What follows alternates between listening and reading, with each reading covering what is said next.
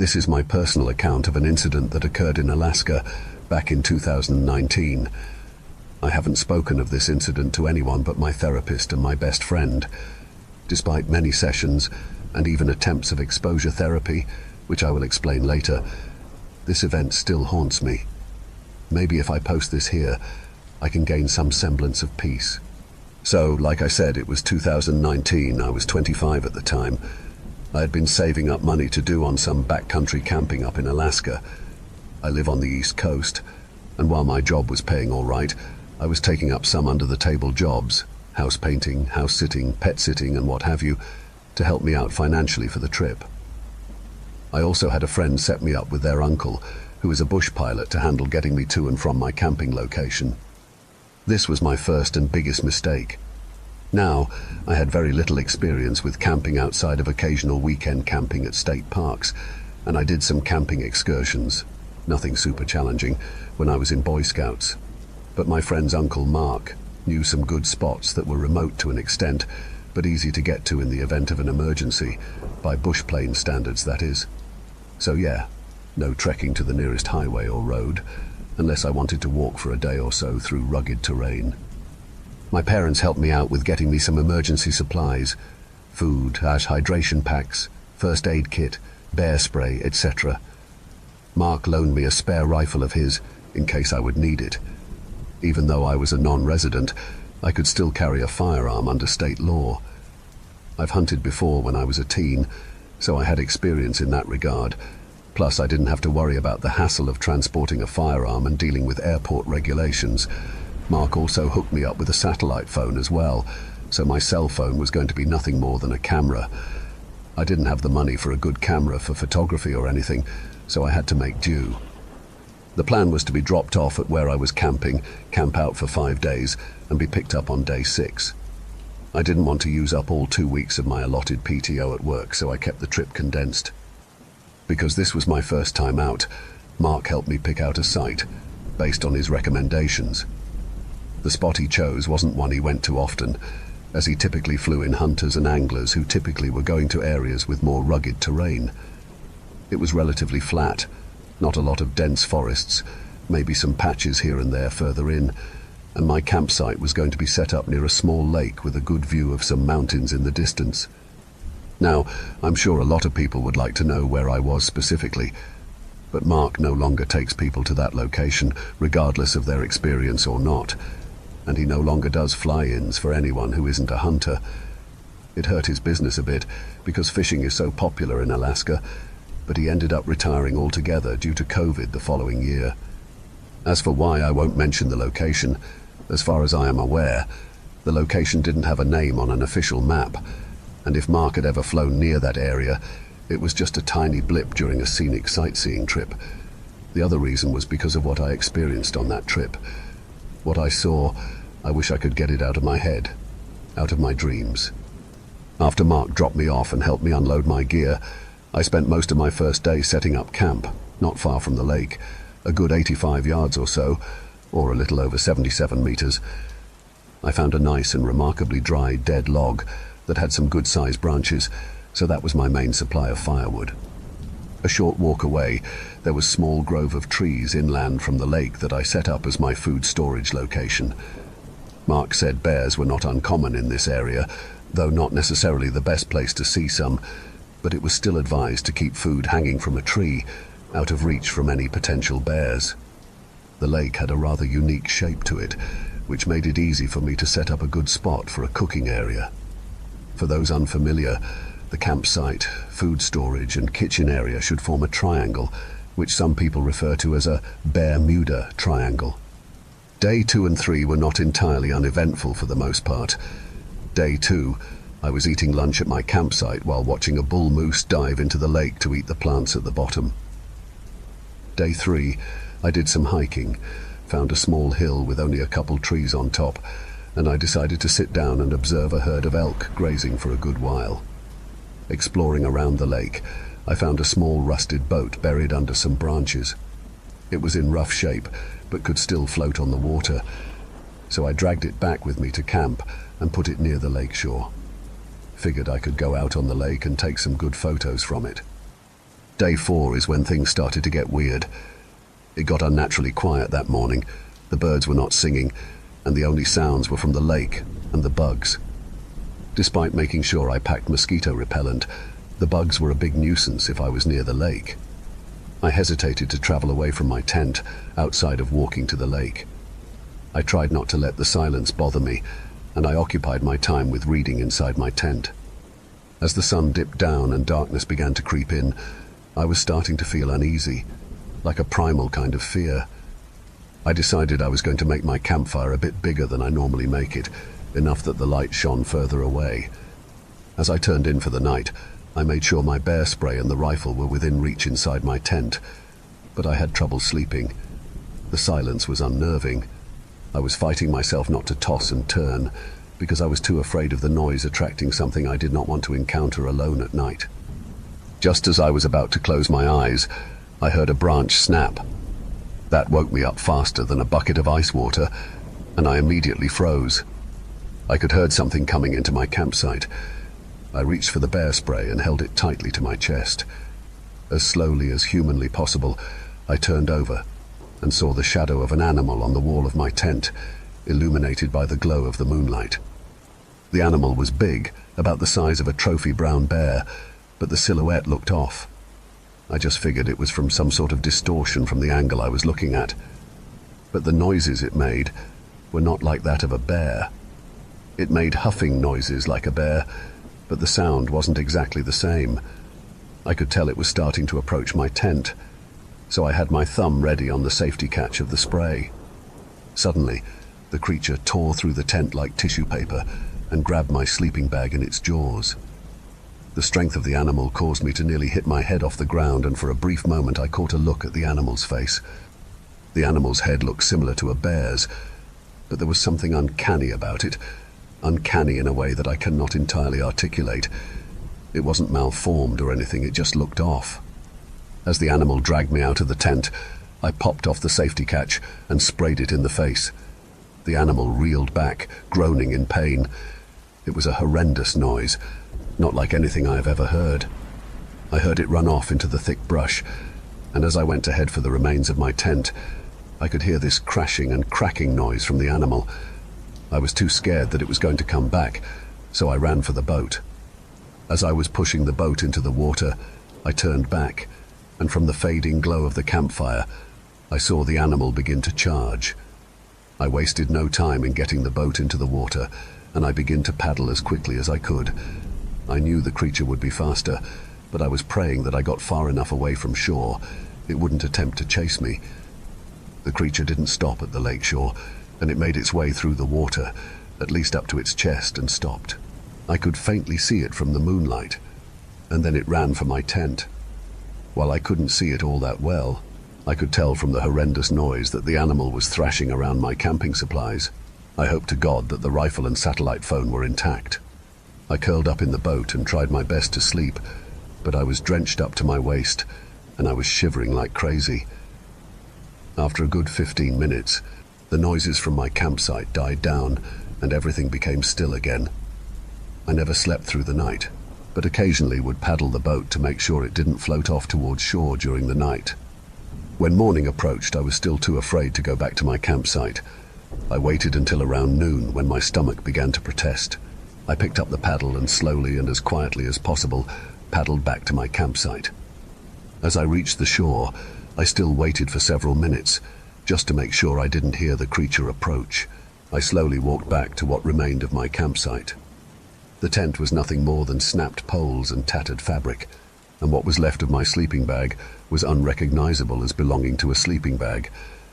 Unfortunately, Mark's rifle had a busted stock, and the wooden forearm had a big crack down it.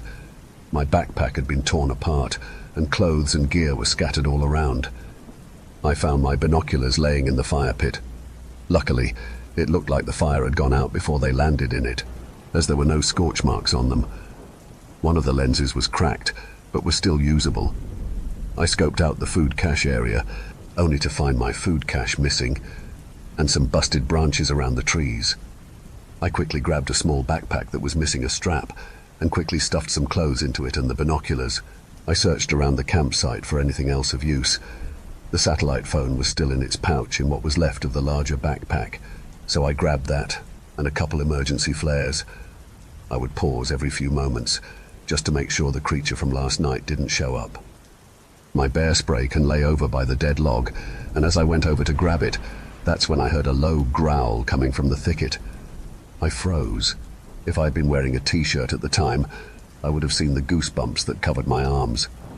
I slowly began backing away from my campsite back to the rusted boat, and that's when it emerged from the brush. It had the appearance of a bear, but like how you would probably envision a bear in your dreams. It had an uncanniness to its appearance that I am unable to describe. My mind was trying to make sense of what I was seeing, and part of me was, and still is, wondering if the sleepless night was messing with my vision. My legs were beginning to shake and tears were streaming down my face as it watched me. I was terrified of what it might do next. The animal lumbered towards me, and I tossed a lit flare at it in the hopes it would scare the creature off. It backed off momentarily. I took the opportunity to run for the boat. Bad idea when dealing with a predator, I know.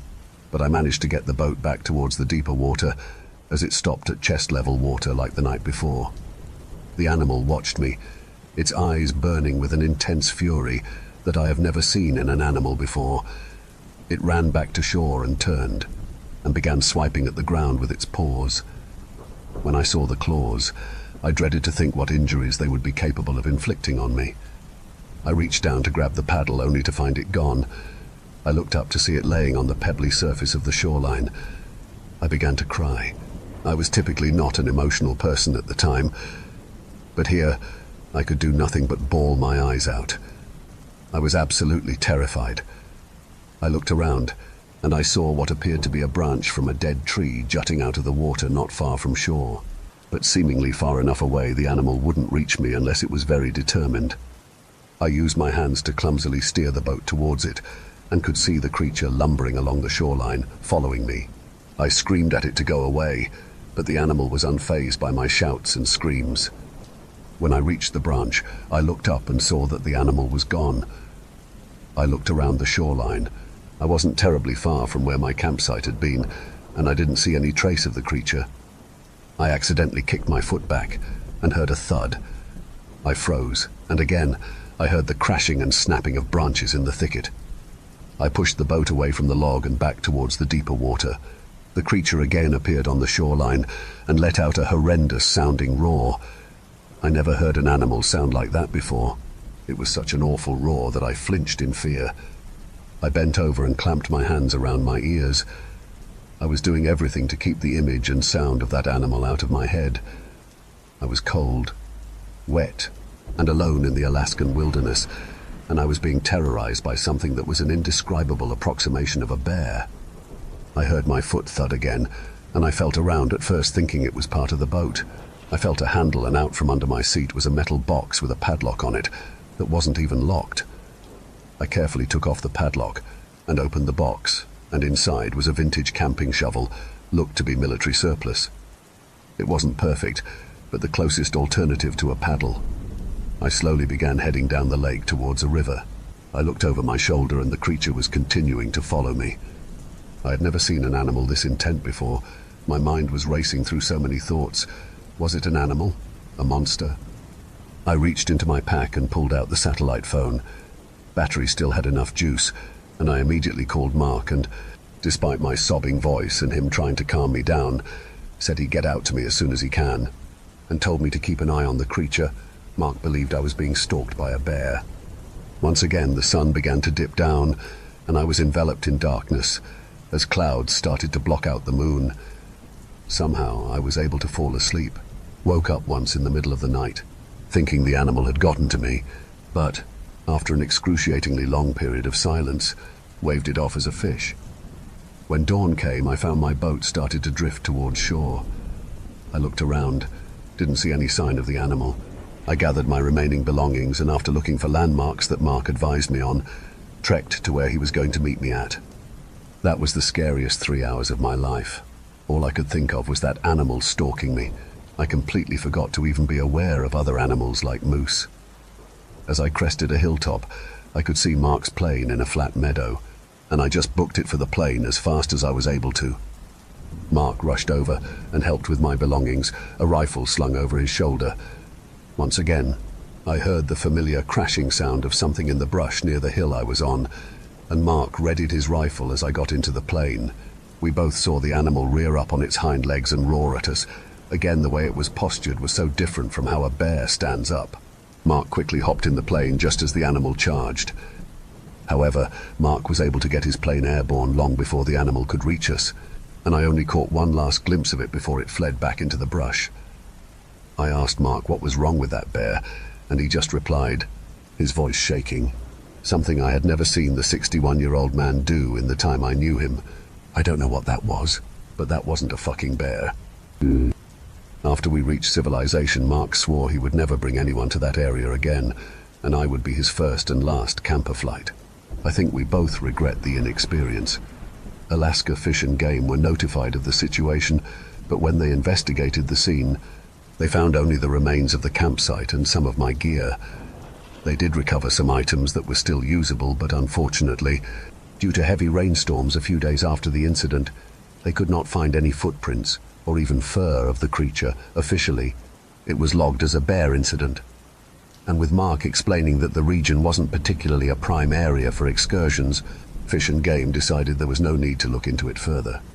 Mark and I are the only ones to have seen this creature, and unfortunately, neither of us were able to describe the animal to Fish and Wildlife, because both of us would break down into tears before we could get far enough into the description. When I came back to the continental US, I went through a few years of therapy, mostly video calls due to COVID, but after things started opening back up, my therapist was taking me to zoos to see bears for exposure therapy, but it was fruitless. People thought I just had a scary encounter with a big brown bear, but I know better. There's something up there in Alaska. I don't know what it is, but I pray to God every day that someone else doesn't have a run-in with it.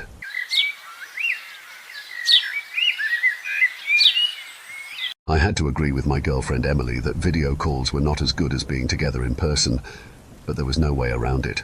Emily had just traveled back from a foreign destination where she had spent a month for work, and the public health rules stated that a 10-day isolation period was required upon return from that particular spot.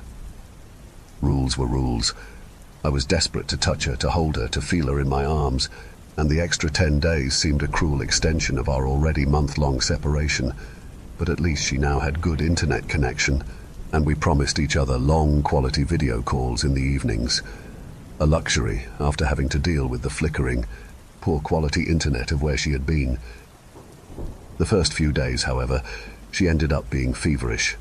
Just some bug she must have picked up from the airport, she assured me in a weak voice. But by the 6th day she was feeling much better, and I could barely wait to get home and call her. That was the highlight of my day, when I could finally lock the door and enjoy her virtual company, without the connection dropping or colleagues interrupting or any other distraction.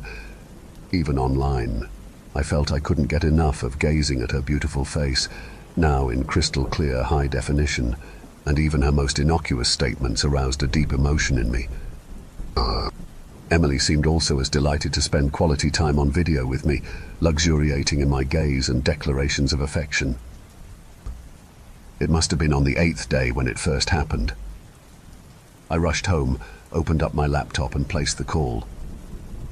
Within a few seconds, she flickered in sight, wearing some kind of black zip-up sweater, zipped up to her neck.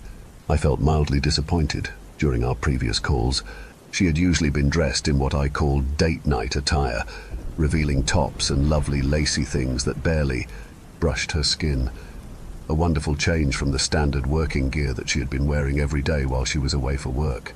But her face was glowing, her cheeks flushed, her eyes shining with an odd light. You want a peek, babe?" she said mischievously. I felt almost as eager as if she were before me in flesh. "Come on, darling, let me see, please," I begged. She unzipped the zipper with her freshly painted nails just down her neck. "This good?" she teased. She unzipped a bit more. I could see her jutting collarbones. Something was wrong with the internet quality. She flickered. Her head was replaced momentarily by... what? No. Her face. Something glistening was under her sweatshirt. Liking what you see? She cooed and pulled down a bit further. I peered in, my face almost touching my laptop screen. A scaly greenish-black texture was becoming visible on her skin. Her face flickered again, and I caught a glimpse of flaring eyes and sharp teeth in a scaly face. I leapt back as if stung and slammed the laptop shut. My cell phone dinged. "Babe, what happened?" I thought a bit, then responded, "Like, my internet isn't working." "Okay, Lam K, when you get it back, I really want to show something you." I didn't go back online that night. Emily was not happy about that. She sent me some more text messages, but I pretended that my internet was still out and went to bed as soon as I could, pleading a headache. The next day she bombarded my phone with loving messages and gorgeous images of herself as never before. I put the scaly vision of last night out of my head, again feeling that old passion to at least see her online if I couldn't actually be with her. I raced to my laptop at home as soon as I could. She was waiting for me online, again covered to the neck. "Here we go, babe," she said, and in one swift motion pulled the zipper down, revealing for one tiny instant her beautiful body. Then the image flickered, and a scaly, glistening greenish-black creature seemed superimposed on the body, with flaring yellow eyes and sharp, protruding teeth. I cried out, blinked, and the creature vanished, and I was once again staring at the body and face of my beloved Emily before me on my laptop screen. "You likey?" she asked, smiling at me expectantly, her pink soft lips curving in what I would have thought until 2 seconds ago the world's most beautiful smile. "Yes, oh yes," I whimpered. Did she not know what was going on? She leaned in so far, her soft lips almost touching the webcam. "It will all be yours very soon, my sweetheart. All yours. We will finally be together. Oh, I can barely wait for tomorrow." And she ran her tongue over her lips in what was supposed to be a seductive gesture. But her tongue was narrow and forked, and her teeth fanged. I jumped back. She frowned. "What is it, Matthew?" "Nothing. I can't wait." And despite myself, her suggestive movements started arousing me, and the image of what I had seen, or thought I had seen, once again receded from my mind as I allowed myself to enjoy her virtual company. It was only when we were almost done, saying our last long, lingering goodnights to each other, that her image flickered again, and for a whole 2 seconds, while I was paralyzed by fear, I saw on the screen a scaly, glistening greenish-black shape, with fanged teeth and flaring yellow eyes. I spent the next day at work in a fog of confusion and fear. I kept trying to dismiss the terrible vision as some hacking prank gone wrong, but it was too vivid, the scales glistening and the eyes flaring too brightly for me to convince myself. The day after, she was out of isolation. "I'm coming over, babe," she texted as soon as I got home. "Emily, you don't have to," I texted desperately. She texted back immediately, "You got a new GF while I was stuck inside." My heart sank. "Don't be ridiculous." "Okay, I'll be there 30 min. Heart racing, I knew I couldn't be alone with her. Frantically, I texted, "Hey, I was just going out to grab coffee meat at the usual." Barely 5 seconds passed. "You're gonna dump me, and you're too coward to do at home. You're doing it at coffee shop like a wuss on a first date." "I just want a coffee. I'll meet you there, already out of the door." She arrived within 5 minutes of me seating myself outside on the small pavement patio. Despite her red, teary eyes, she looked as beautiful as ever, and the now familiar doubt of what I had seen on screen crept in. I took her hands. "Emily," I began. She began ugly crying. "You're dumping me. I can't believe you started sleeping with someone else while I was away," she sobbed. Other customers furiously pretended to mind their own business, and the server discreetly stood away. "No, I swear," I said, feeling helplessly. "It's just..." "Just what?" She slammed her hands on the table and stopped crying. A horrible hush fell over the patio. The server rattled his tray. She leaned towards me. "Just what, asshole?" she hissed. As I stared into her eyes, I saw her pupils swim and change shape. I swear I saw them become vertical slits, suspended into the greeny blue of her eyes. I cried out in fear, jumped up from my chair and began running. I had no idea where. I just knew I had to get away. Emily slid out from behind the table in a lithe movement and immediately began following me. "Matthew," I heard her cry, "please, stop, I love you." Her voice was cut off by horrible skidding brake sound, followed by a high-pitched scream. A great shout went up. For a split second, everything was completely still, and then the spell broke. I looked back, in time to see the crowd surge to where her crushed body was lying on the street. And then, with sirens wailing, everything seemed to heave on the street. The sun was shining in my eyes, but I know I saw two men dressed in regular jeans clear the crowd. I saw them pick her up and take her, not to an ambulance, but inside a plain black van. I never saw or heard of Emily again.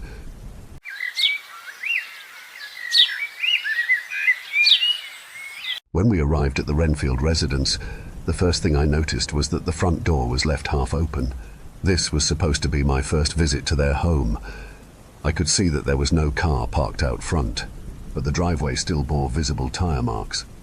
The garden around the house also showed mild signs of neglect, with overgrown bushes, a few scattered weeds and grass that had become somewhat unruly.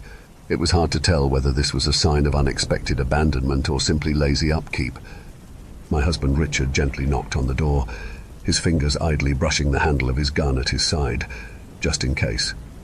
"Mr. and Mrs. Renfield," he shouted, his voice echoing across the front patio. I stood right behind him, with our 6-year-old son peeking out from behind me. There was no response. After almost a minute of waiting, my husband decided to go in and take a look. "Stay here," he said, as he unholstered his weapon and stepped inside. When he pushed the door wide open, I immediately caught a glimpse of the living room. It appeared as though the Renfields had left in a hurry, leaving most of their belongings strewn about. The back screen door, left ajar, slowly creaked open and shut with the breeze. "Mr. Renfield?" he called out again as he surveyed the room. "This is Sheriff Parkins. Is anyone home?" Richard next instinctively pointed his gun at the ceiling when he heard footsteps emanate from the upper floor. The sound seemed to move away and gradually fade as it eventually led toward the staircase across the living room. "Whoever you are, be careful now," he cautioned loudly. "Please make your way down the stairs slowly and calmly." I honestly didn't know what to expect as I held onto my son Alex tightly near the doorway. Maybe it was one of the Renfields themselves coming down the stairs, or perhaps a burglar who had slipped in through the open door, or even a homeless person seeking shelter for the night. But instead, a large German shepherd appeared, his eyes locked on Richard as he descended the stairs. He looked menacing with each step he took, his fur bristling, muscles coiled, as though preparing for a confrontation. "Easy there, boy," Richard said in a low, soothing voice, his weapon still pointed at the animal. "I'm not here to hurt anyone, buddy. Let's keep things calm, all right?" He took a cautious step back as the dog reached the foot of the stairs, trying to signal that he meant no harm. My husband glanced briefly at me and Alex, then refocused on the dog, careful not to make any sudden moves. The German shepherd barked twice, baring his teeth, his gaze locked on Richard as it took a tentative step forward, almost expecting him to retreat further in response. But Richard didn't budge this time, and the dog's stance grew more aggressive. A deep growl rumbled in his throat as he bared his teeth even further, taking another deliberate step forward, poised to attack at any moment. In an instant, my 6-year-old suddenly broke free from my grip and rushed into the house. "Alex!" I yelled after him, panic surging through my chest. I'm not sure what exactly happened next, but the dog's stance immediately relaxed. He sat on his hind legs, with his tail swaying slightly as he looked at Alex. Before either of us could react, Alex placed his hand on the dog's head. "You must be Kripke.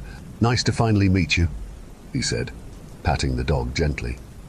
The German shepherd's ears twitched, but he remained seated, his tail wagging more vigorously as Alex stroked his fur. My heart raced, unsure of what was happening, but the tension in the air had shifted entirely. Richard heaved a sigh of relief and cautiously lowered his weapon, looking equally confused.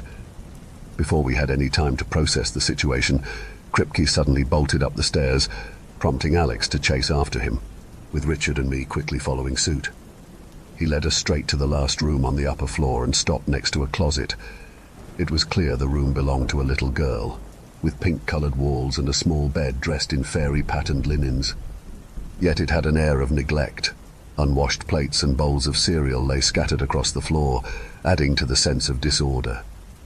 Richard, with Alex now by his side, silently motioned for him to stay back.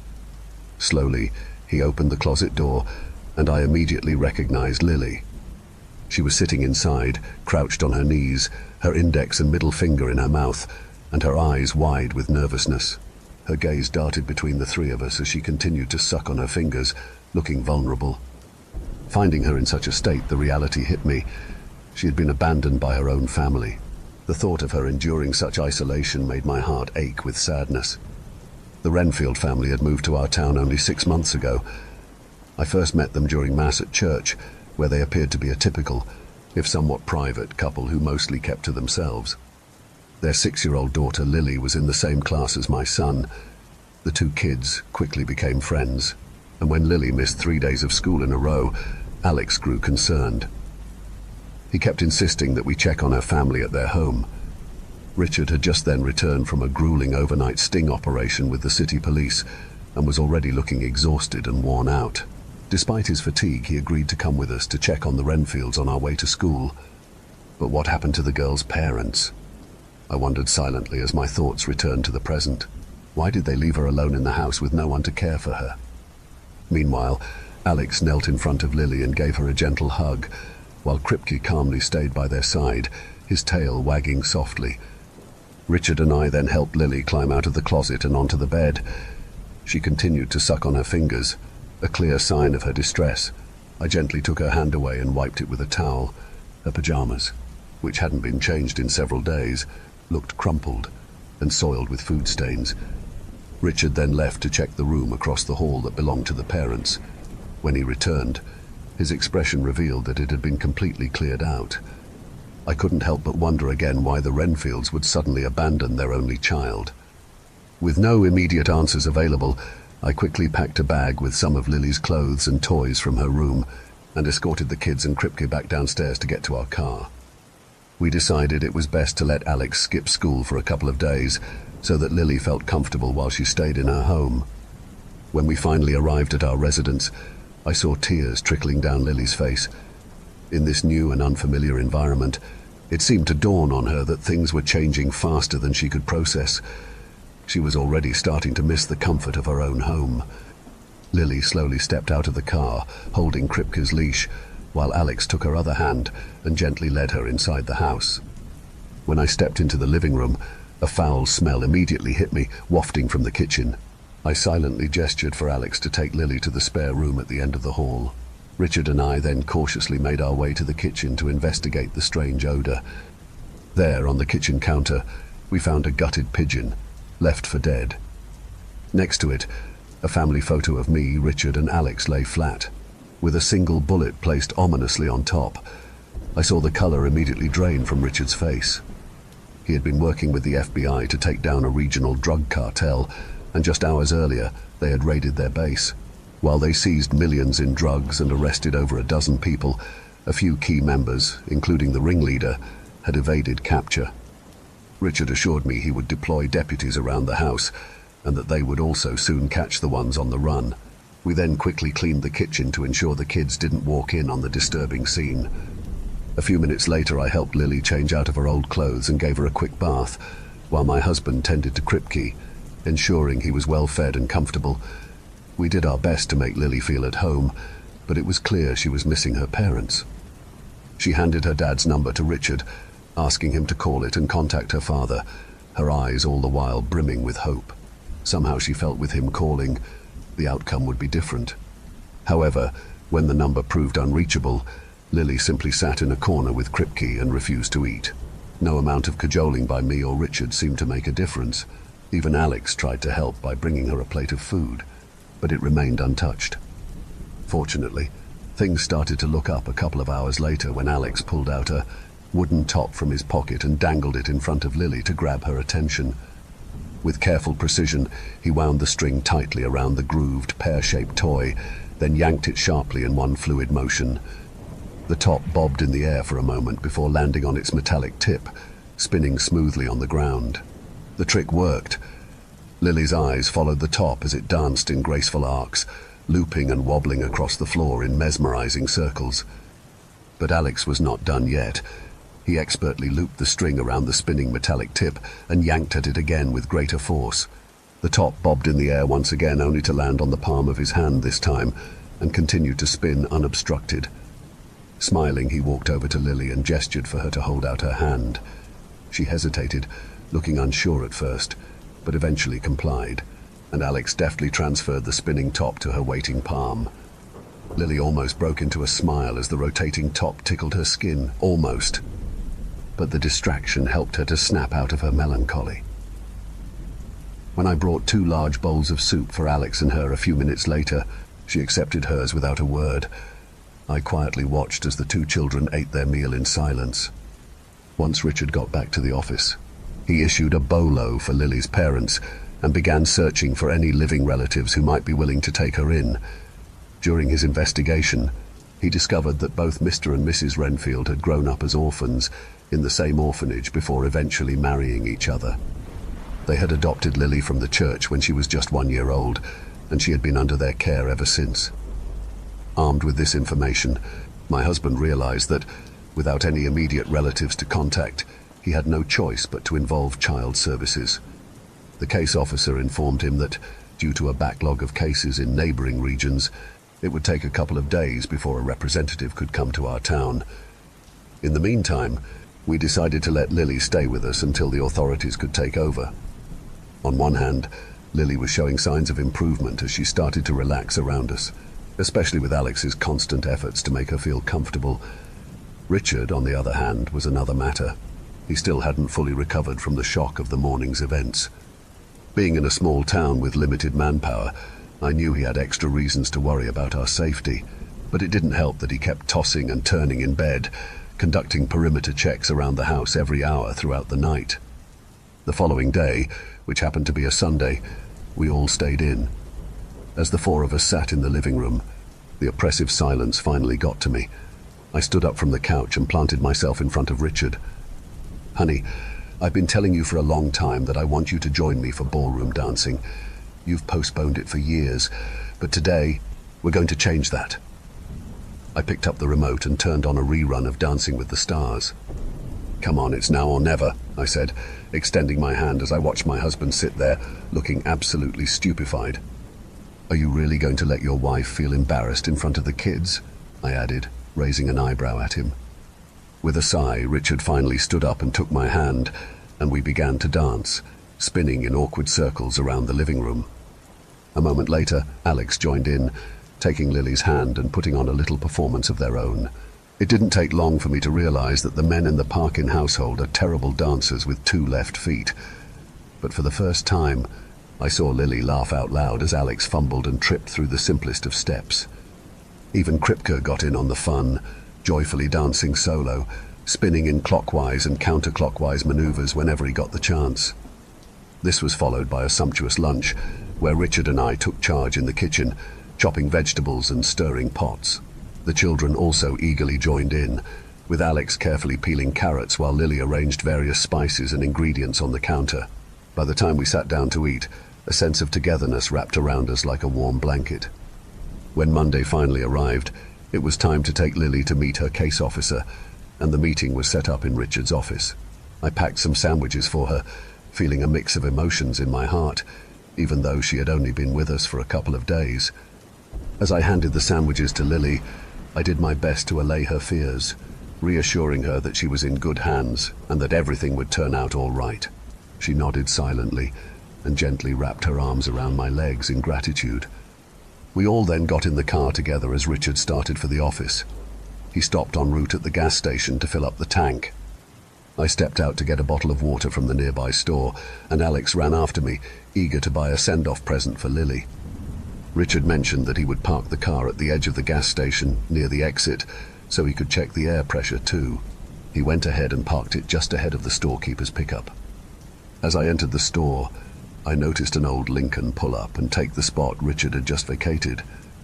The gift selection was limited, but a cute panda stuffed animal caught Alex's eye, and he immediately reached for it. As we approached the counter, I noticed a man of medium height and stocky build casually walk into the store. He looked to be in his early 50s and was dressed in a suit, with a cap pulled low over his face. The man grabbed a pack of gum from a nearby stand and placed it on the counter. When the storekeeper mentioned the price, the man nodded as if reaching for his wallet, but instead he pulled out a pistol and, without hesitation, shot the storekeeper point blank in the face. He then turned to me, his expression eerily calm. "Good morning, Mrs. Parkins. How do you do?" he asked, breaking into a smile. "I'm Steve, your friendly neighborhood drug dealer. Glad we could finally meet." As I stood paralyzed in shock, my body instinctively moved to shield my son, but Steve was quicker. He yanked the collar of Alex's shirt, pulled him close, and aimed the pistol at his head. "Don't try to be a hero today, Mrs. Parkins," he said, his voice ice cold. "Your husband already tried that, and you see where that got him." My eyes automatically gravitated towards our car parked at the edge of the gas station, where I saw Richard frantically alight and run towards the store with a gun in his hand. I watched in agonizing detail as Richard's expression shifted from resolve to complete horror upon realizing we were being held hostage, causing him to stop just short of the store's entrance. To make matters worse, the two individuals from the Lincoln parked near the gas pump also emerged from their vehicle and took up positions behind Richard. They were unmistakably part of Steve's crew. One of them snatched the gun from Richard's hand and tucked it into the small of his back, while the other kept his firearm trained at him. Steve then escorted me and Alex out of the store, while his sidekicks kept a watchful eye on Richard. "Get on your knees," Steve ordered, leveling his weapon at us as we approached one of the fuel pumps. "Isn't this how you had us surrender when you raided my place?" he taunted Richard, glancing over at him as he mockingly clasped his hands behind his head. Alex and I knelt just inches apart, with one of Steve's henchmen looming behind us. Richard stood 10 feet away, his back to the store, with another gunman aiming at him, while Steve remained near the other pump, casting glances between us and Richard. In the middle of all this chaos, I also worried about Lily. The last thing I wanted was for her to be dragged into this nightmare. The dealers so far seemed completely unaware of her or Kripke. Their attention was focused solely on Richard and us, and I prayed they wouldn't think to check the car.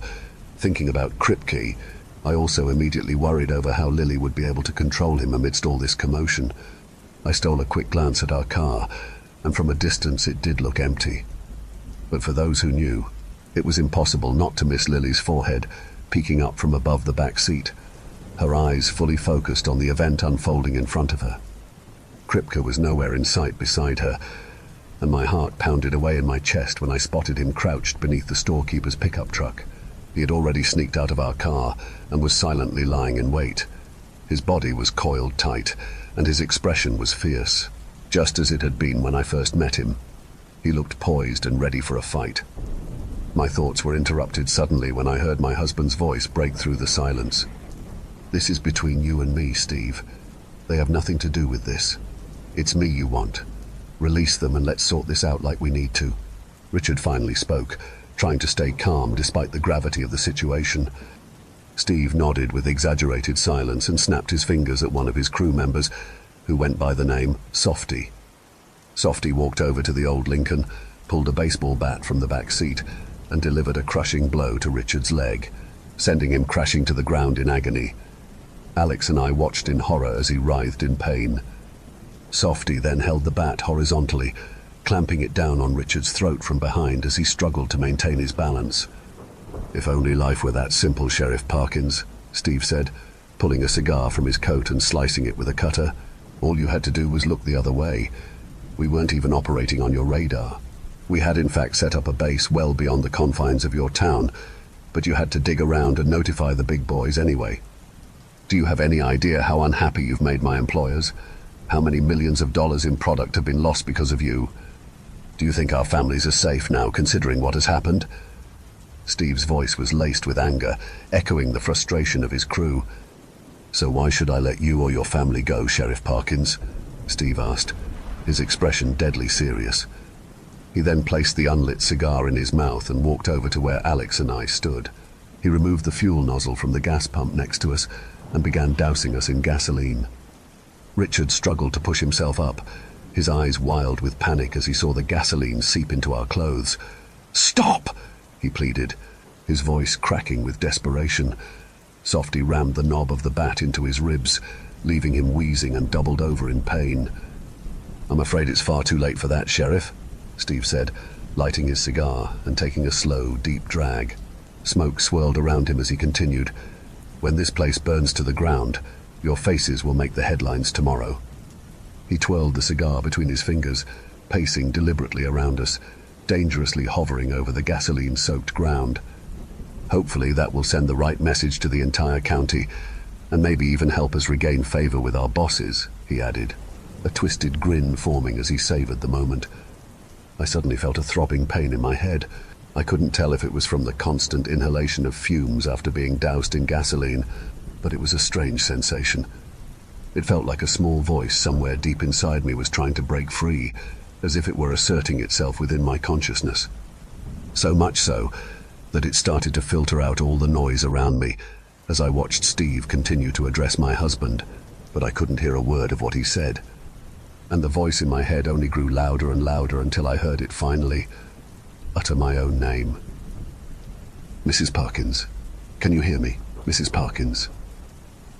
My eyes subconsciously drifted towards Lily, and she was looking right back at me. Before I could even answer yes to her, I somehow realized she already heard it, and she began speaking again. "Mrs. Parkins, on the count of 3, I need you to grab Alex and drop to the ground. Are you with me?" I felt my son silently tugging at my arm, his eyes locked on mine, focused and determined. He already knew what to do and was ready. My gaze shifted instinctively to my husband, Richard, who caught my eye for a fleeting moment even while fighting against Softy's grip. He blinked at me just before another blow landed on him, and in that moment I understood that Lily had managed to reach him too. And then I heard the countdown start in my own head. 1, 2. I grabbed Alex, and together we collapsed to the ground. As my body hit the asphalt, I watched Kripke bolt from beneath the truck, racing towards Softy. In that instant, Richard seized the bat, pressing against his neck, yanking it down with all his strength. Softy suddenly staggered forward, his body arching over Richard as he briefly lost his balance. In a flash, Kripke leaped, his jaws locking around Softy's throat and tearing into it with savage force. Blood sprayed as chunks of flesh flew from Kripke's mouth, even before his feet touched the ground.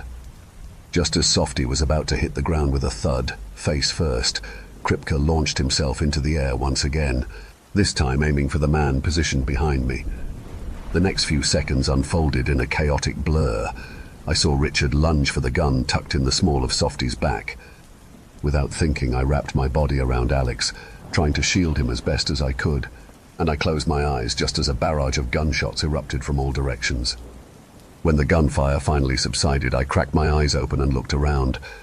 Alex was fine and unhurt, and I silently advised him to remain motionless on the ground. The person behind me lay dead, shot in the chest. Turning my head, I saw Softy on the ground, his hand feebly trying to cover his mutilated neck as he gasped for air. A few feet away, Richard lay sprawled out, unresponsive, a small pool of blood slowly forming beneath him. Panic gripped me as I rushed over. He'd been shot in the gut, and I realized he had lost consciousness. A bullet had narrowly grazed his head. Looking up, I noticed a pistol lying a few feet away, but before I could react, Steve's voice cut through the air. "Don't even think about it. Back away right now, or I'll blow your brains out," he warned, his voice trembling as he waved the gun at me. His hand shook violently, and blood dripped down his left shoulder from a large gunshot wound. He walked closer and kicked the gun away from my reach. I could not have used the firearm anyway, not when I had been doused in gasoline. But Steve was already busy trying to track Kripke, who I assumed had moved to the other end of the fueling lane, likely hiding behind the Lincoln. It was hard not to notice a small trail of blood curve around the fueling bay and led all the way to the car on the other side. Steve first desperately tried to steady his trembling hand by gripping the gun with both hands, only to realize he was still holding a lit cigar, now mangled between his fingers from all the chaos. Frustrated, he flung it behind him, where it landed on a dry patch of ground, safely away from the fuel pumps. Tightening his grip on the gun, he limped toward the other end of the fueling bay. He reappeared in front of the Lincoln, gun raised, carefully scanning the area for any sign of Kripke. He noticed the trail of blood too. Just as he was about to stoop and peer under the car, Kripke lunged from beneath, causing Steve to stumble back and crash into the nearby pump. Despite the shock, he managed to hold on to his weapon, and as Kripke's jaws came dangerously close to his face, Steve fired 3 quick shots into the dog's body. When Kripke's lifeless body slowly crumpled to the floor, a loud guttural cry suddenly pierced through the air. A lump formed in my throat as I watched Lily in the back seat of the car, her small fists pounding helplessly at the headrest in front of her as she sobbed uncontrollably. Even Alex broke into tears, his gaze fixed on Kripke lying motionless on the asphalt. Steve, still reeling from the sudden attack, looked flabbergasted as he turned and noticed Lily for the first time. He flailed his weapon aimlessly in confusion, struggling to regain his footing. His legs wobbled again, and he hit the ground hard when he saw Lily standing a mere 10 feet away from him. She had emerged from the car, her face contorted into a cold stare as she sucked on her fingers. I watched Steve's hand tremble again as he slowly raised the gun to aim at Lily, but my gaze was fixated on the fuel nozzle that had detached from the pump on its own. In open-mouthed horror, I saw it hovering in the air behind Steve. The hose attached to the nozzle snaked around his torso like a python, causing him to jerk back and lose his grip on the weapon. The hose then yanked him with such force that his body slammed against the metallic column next to the pump, coiling upward to emerge through the open neck of his coat. It wrapped around his throat, pinning his head to the pole as he began to choke. Steve desperately tried to reach for his fallen gun, but it lay just out of his grasp. As the hose continued to tighten around his neck, the nozzle began to slowly point upwards, and then I saw gasoline erupt out of it like a fountain, drenching Steve completely from head to toe. Lily continued to watch, her head slightly tilted and fingers still in her mouth. At that very moment, I felt a voice go off in my head. "Please help Mr. Parkins get to the car." I rushed to my husband, with Alex joining me as we tried to wake him. He was still fading in and out of consciousness, but was lucid enough to let us help him get him off the ground. As he wrapped his arms around me and Alex, we hurried to the car as fast as I could. Once I got him settled inside, Alex raced over to where Lily stood. He pulled a top from his pocket and began to string it right beside her, then yanked at the string as the top hit the ground and started to spin furiously. The small circles gradually grew bigger as the top continued to spin on its axis, until it began to trace loops around the gas station like a car on a NASCAR track. Steve watched in wide-eyed disbelief as the top defied the laws of physics, bouncing along the asphalt at will, indulging in a series of mini hops while skillfully avoiding the puddle of gasoline that had formed an island on both sides of the fuel pumps. When the metallic tip eventually made contact with the gasoline, the liquid fuel splashed upwards, enveloping itself completely around the wooden surface. In that moment, time began to slow down as I watched the top spin, making its way towards the discarded cigar, brushing against the lit end and igniting into flames. Now ablaze, the top committed itself to one final lap around the station, leaving a trail of fire in its wake. "Alex, get to the car!" I yelled, as I lifted Lily into my arms and raced toward the vehicle with all my strength. When I turned the ignition, I glanced back one final time, catching the look of sheer terror etched in Steve's eyes as he watched the fiery top spin directly toward him. I shifted gears and sped away, heading to the nearest hospital as the station became engulfed in flames, with Steve's anguished cries echoing behind us. It's been 3 weeks since the incident at the gas station, and Richard thankfully is en route to making a full recovery. He has also started the legal process of adopting Lily into our family, which I should say makes me happy. We can't hand her over to child services now, not after all that has happened, and I always wanted a daughter, and now I feel like the family is complete. Yet, I still find myself experiencing sleepless nights every once in a while, haunted by memories of that day. I've brought Richard up to speed about the events of that fateful encounter, but he does not have a true measure of Lily's ability like I do. He was unconscious and missed almost everything, and Alex is too young to truly understand, even though he witnessed it all. But those worries melt away whenever I look at Lily and see her smile at me. Still, a lingering fear persists deep within me. Perhaps it will go away with time. I hope it will. The smouldering sun broiled my forehead as I made my way down a back alley in Tijuana. The road was made of broken bricks of various shades of red, each rising up to different heights above the level that would have made them flush. I suppose at some point in the distant past they were new and beautiful. Back then the alley probably saw more traffic than it does now, I thought. Up ahead and to my left there was an old wooden door in the side of an abandoned building. It looked like it had been a grocery store specifically meant for tourists at some point. Now it sported shattered windows, graffiti, and trash clogging up the front entrance. A young Mexican boy named Pedro stood a few feet to the right of the door and was pointing at it and staring at me with a very concerned expression on his face. "Senior," he exclaimed, "please, go to my uncle's rug shop. You don't want to go in here." I stopped in front of him. "This is that doctor's office I asked you about, right?" He lowered his arm. "See, but you should not go in there. My cousin knew a boy and his friend's mummy went in there and never came back out," he pled. "So your cousin's friend's mother?" I asked. "See, he cried for 3 weeks. I gave him a crisp American $20 bill and thanked him for showing me the way. He turned exasperated and walked away slowly. I returned my gaze to the old wooden door hanging crookedly on rusty hinges with its chipping pastel green paint. I'd come a long way from San Diego for this. I'd lost my job and with it my health insurance a few months earlier. Having come down with a lung condition afterwards for which a treatment did exist, I'd found myself in a financial situation which put that treatment out of reach for me. A friend of mine had heard of a doctor in Mexico who offered the treatment at a fraction of the price, and that led me here.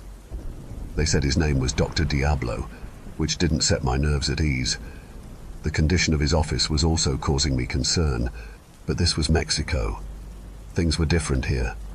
I shouldn't expect the same kind of clean, shiny offices like we have in the States. In fact, I was feeling kind of guilty for even worrying about it. "You can't judge people like that," I said to myself. "It's kind of racist, and I certainly didn't want to offend the good doctor." So I took a deep breath and exhaled it slowly, imagining the stress draining out of my half-clogged lungs as I did. I felt better after that and slowly opened the door. It squeaked. The floor of the hallway inside creaked as my foot pressed down on what seemed flimsy plywood covered with linoleum tiles. There was another door just inside that led to a small room with a reception desk and a couple of cheap folding chairs, the metal kind you might find at some public school function.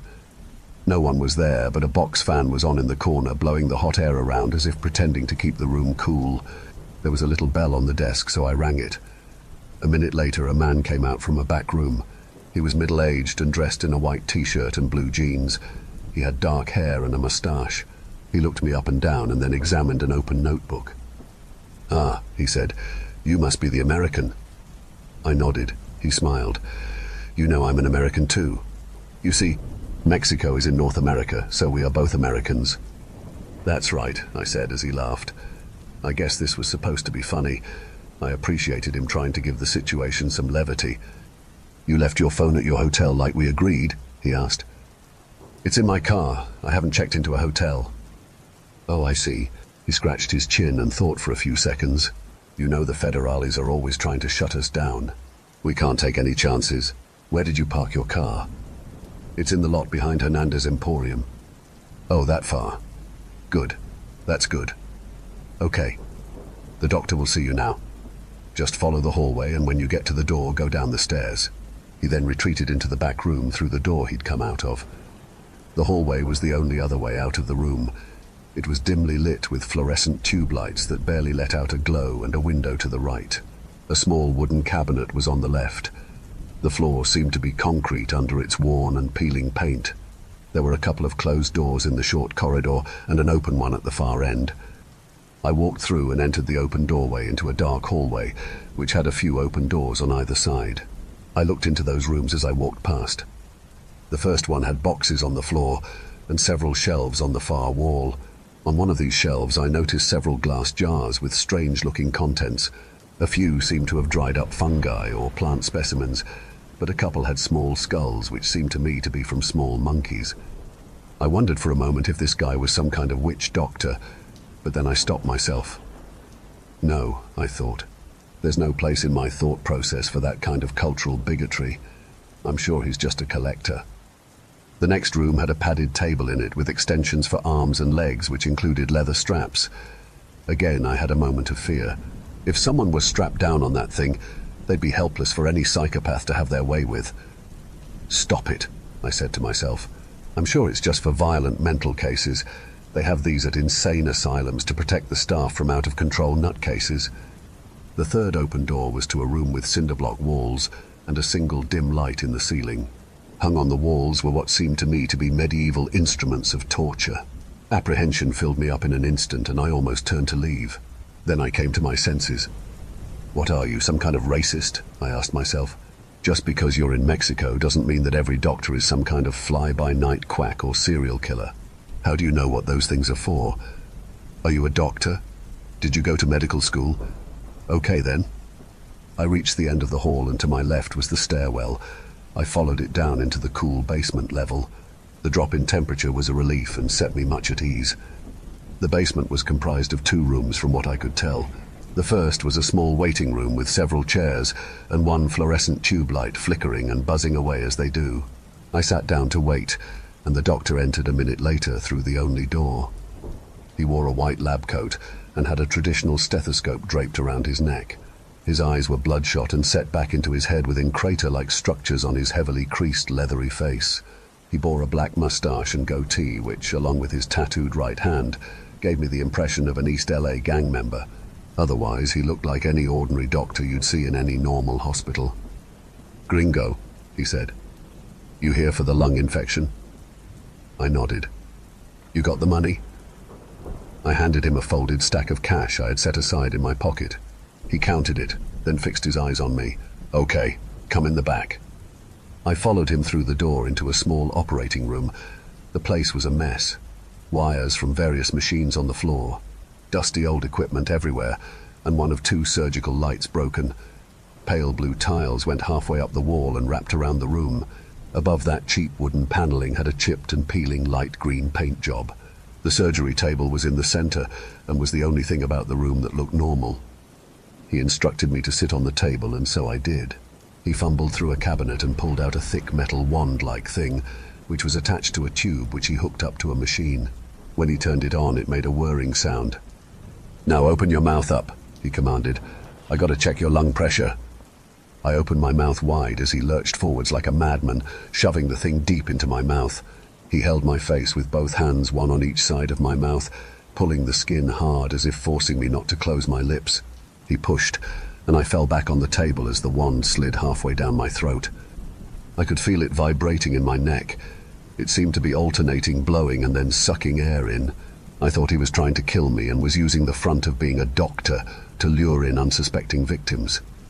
The man was strong and I couldn't pull the wand back up. I began panicking as I choked. He howled as I did. "Just take it, Gringo. Just take it." Just as I was about to suffocate, he pulled the thing back out and calmly turned and approached the machine the device was hooked up to. I rubbed my neck and breathed in deeply as he flicked a few switches on the unit. He said. He turned to face me. "Well, you definitely got a problem, hombre." He started fumbling through another cabinet. He was just used to people fighting the procedure. It's a reflex. I mean, shoving something down someone's throat. I'm sure everyone fights it. Of course, I thought. He's not a psycho. It's just his style of practice. A wave of shame overtook me for thinking otherwise. Here he was just trying to make a living, and I come down here from the United States with all my privilege and prejudices thinking he's some kind of criminal. Just then, he turned around from the cabinet having retrieved another instrument. It was a set of black pressure sleeves like is used to check blood pressure, only they were huge and all connected. He wrapped the largest section around my torso, and then 2 long ones around my legs and 2 more full sleeves around my arms. He velcroed them shut and flipped a switch on a console behind him. The machine it was attached to droned on loud like a vacuum cleaner as the wraps began to fill with air. "We need to make back pressure," he laughed. I was fine with it until the pressure from the device got really high and it began to hurt. He turned around and retrieved a small vial of clear fluid from a small metal box on a shelf. Perhaps he didn't realize that the pressure was too high, I thought. I called out to him to make sure. I toned loudly. It's starting to hurt. Maybe turn it. The pressure was so high I couldn't get the words out. It was getting hard to breathe and my eyes felt like they were about to burst. He turned around with an evil grimace on his face. "Amigo!" he shouted over the noise. "Drink this!" He forced the fluid from the vial into my mouth, and even though I tried not to swallow, I felt it drain down my throat. "Tastes good, huh?" he laughed in sarcasm. I was struggling to sit up, but it was no use. The pressure sleeves were stiff and hard as a rock. He pulled some other instrument from a cabinet and turned back to face me. It had a long black hose attached to it and a power cord. The end in his hands was a long black metal rod. I focused in on it and could see the tip had a small open hose end on it next to a rotating conical drill bit. He held it up towards my face and began to approach me. Absolute mortifying terror overwhelmed me. The grimace on his face had now transformed into a crooked, evil grin. I squirmed and writhed as I struggled to get off the table. He laughed and laughed the closer he got to my face with the thing. "Good night, gringo," he yelped with glee. If only I had listened to Pedro. That little boy had tried to warn me. Then everything faded to black. My vision, the sound, my consciousness. I could hear the box fan's soothing hum. It was warm again. The lights came up as my brain rebooted, and I tried to remember where I was. I was on a chair, in the front room of the office. I was alive, but I felt a little woozy. He must have drugged me. I looked up. That male receptionist guy was there behind the counter. "Feeling better, amigo?" he asked. I sat up straight and breathed in deep. The clogged-up feeling in my lungs was gone. I could breathe perfectly. Whatever he had done had worked. I stood up and looked at the man. "Yeah," I said, "I feel great." He smiled and nodded. As I approached my car, Pedro spotted me from inside the Emporium and came running. He called out to his family, some of whom walked out to have a look. "You came back," he shouted with joy. We met at my car, and his mother and older brother were close behind. The boy gave me a hug while he cheered at my safe return. His family members soon joined us with big smiles on their faces. His mother stopped smiling for a second and held my face with both hands. "Did you go inside?" she asked. "Did you let Diablo treat you?" Yes, I replied. "I feel fine. He did a great job." She got a sour look on her face, and then unexpectedly pulled my shirt up and pointed to the side of my torso. I looked down and saw a long line of stitches just below my rib cage. When I got back to the States, the hospital verified that he had removed one of my kidneys. I contacted the authorities and heard back a few days later. They had coordinated with the Mexican police and raided the building, but there was no sign of Dr. Diablo. The whole office had been thoroughly cleaned out. The only thing they found was a broken glass jar with a monkey skull inside and a box fan. Growing up in a smaller suburban town as a 17-year-old, the only things to do were drugs or late-night drives. My best friends, Casey and Danielle, were driving with me late at night from a Walmart the next town over. I was always the backseat friend, but what can you do? Some people are more meant for each other than others, but they were the only two people other than my family that I ever felt any connection to. We were cruising down one of the small two-lane highways that stitch towns together between the vast rural areas of upstate New York, when I saw an erected telephone pole covered in blue flame tucked into the bordering woods. Immediately I screamed, "Casey, drive faster!" She was confused, but abided nonetheless. Quickly, I explained to her and Danielle what I had seen. As a consequence of living sheltered lives, we were all fearful. To this day, I believe that fear was valid. During the day, seeing something out of place can be confusing, but on a dark, unlit highway, downright terrifying. "Maybe it's a clan meeting," Danielle said. Honestly, it was a valid theory. One thing people don't know about New York is that the further north you get from NYC, the more like the Deep South it becomes. Well, you know that the Finger Lakes used to be a hotbed of clan activity in the 1920s. Even now, people will find pamphlets for secret meetings. She continued. "You're such a fucking history buff," I said, but we all knew her theory was completely plausible. That was what we decided it was, and we all tried our best to rid our minds of it. It was something none of us have brought up or even thought of in the following 6 years. We were all grown now. Danielle did a semester of college and hated it. I graduated from a cheap state school. Casey had never liked school, so she went straight to working with her family. Casey had the most money out of all of us and was the first to own a house. It was a small house and not in a very interesting area. It was hers though, and that's all that mattered. On the plus side, she had about 5 acres of land secluded in an old forest. I still don't know how she got such a good deal on the house. While heading to the housewarming party, I saw a charred pole on the highway just like the one I'd seen years previously. As I swung the door open, I said, "Hey guys, I saw a burnt-out telephone pole while driving here and it made me think of that one time." "What are you talking about?" Danielle said. She clearly didn't remember, so I went to the kitchen to tell Casey. She was just confused as Danielle was. I think since neither of them personally saw it, it didn't leave as big as an impression on them. "Remember when we were driving around as kids and we saw the clan pole?" I said. They slowly remembered what I was yammering on about. "You mean when we were driving back from Walmart and you thought you saw something in the woods?" Casey said. "Oh, right, I remember that. We didn't believe you, but you're so easily spooked that we just went along with it," Danielle said. A little hurt, I said. "Well, since you guys didn't, believe me, let's go see it." "Ty, you just got here and I just finished the snacks for the party. Just wait a while and then we'll go see your clan pole," Casey said while making air quotes with her fingers. It all made us chuckle because me thinking I saw something unusual was a completely normal occurrence in our younger days. "Yeah, don't you remember that time in middle school that you thought you saw someone watching us at the mall?" said Danielle. "Yeah, and it was just a mannequin with a hat," Casey said with laughter. Seeing that my face was pink with embarrassment, they relented. "Fine," Casey said with an air of mock annoyance. "Show us the pole. We all know how much you love poles and people won't be getting here for another hour." Elated, I ran to my car with them in tow. This time I was the one driving. It was only 5-10 minutes away from her house, depending on how fast you feel like driving. We pulled over on the side of the highway and hopped out of the car. The pole was clearly visible from the roadside. With a grandiose gesture, I raised my arms and said, "See?" Both of them were taken aback by my enthusiasm and the fact that this might be true. "Okay, let's go back now," said Casey, clearly more worried about the party she needed to host than childhood memories. "As long as we are here, let's get closer view of it," Danielle said. Cautiously, we hopped over the underbrush and reached the clearing. I regret ever going there. We stepped into a circle of scorched grass and mugwort to see the pole. I was wrong. It wasn't a telephone pole. Well, it was a telephone pole, but it lacked any sort of utilities on it. Only the bottom 7 feet of the pole showed any signs of direct burning, mostly light charring and some ash. Soot licked up to the top of the pole in thick, uneven layers. I think this is the only reason I was able to notice it from the road. There was also a goop at the bottom of the pole that looked like a mix of glue and ash. As I took a step to examine it with my finger, I quickly realized it was fat from sort of animal. In shock, I took a step back and heard a crunch.